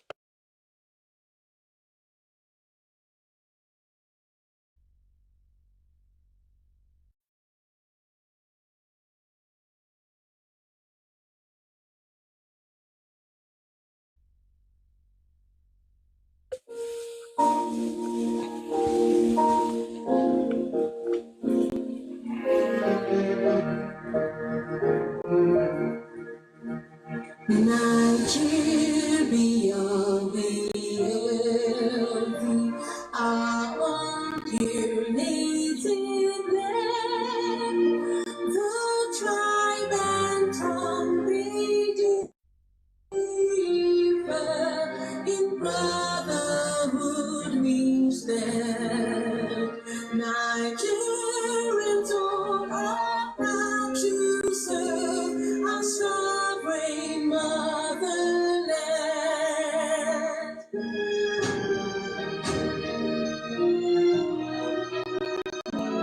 Our flag shall be a symbol that truth and justice reign. In peaceful battle honor, and this we count as gain. To hand unto our children a banner without stain. O God of all creation, grant us to build a nation where no man is oppressed, and so with peace and plenty, Nigeria may be blessed. Nigeria may be blessed.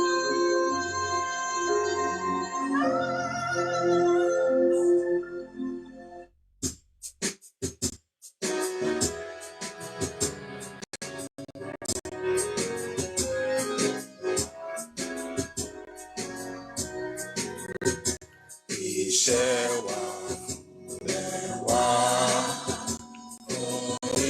orílẹ̀-èdè wa, ká gbéga, ká gbéga, ká gbéga fáyé rí.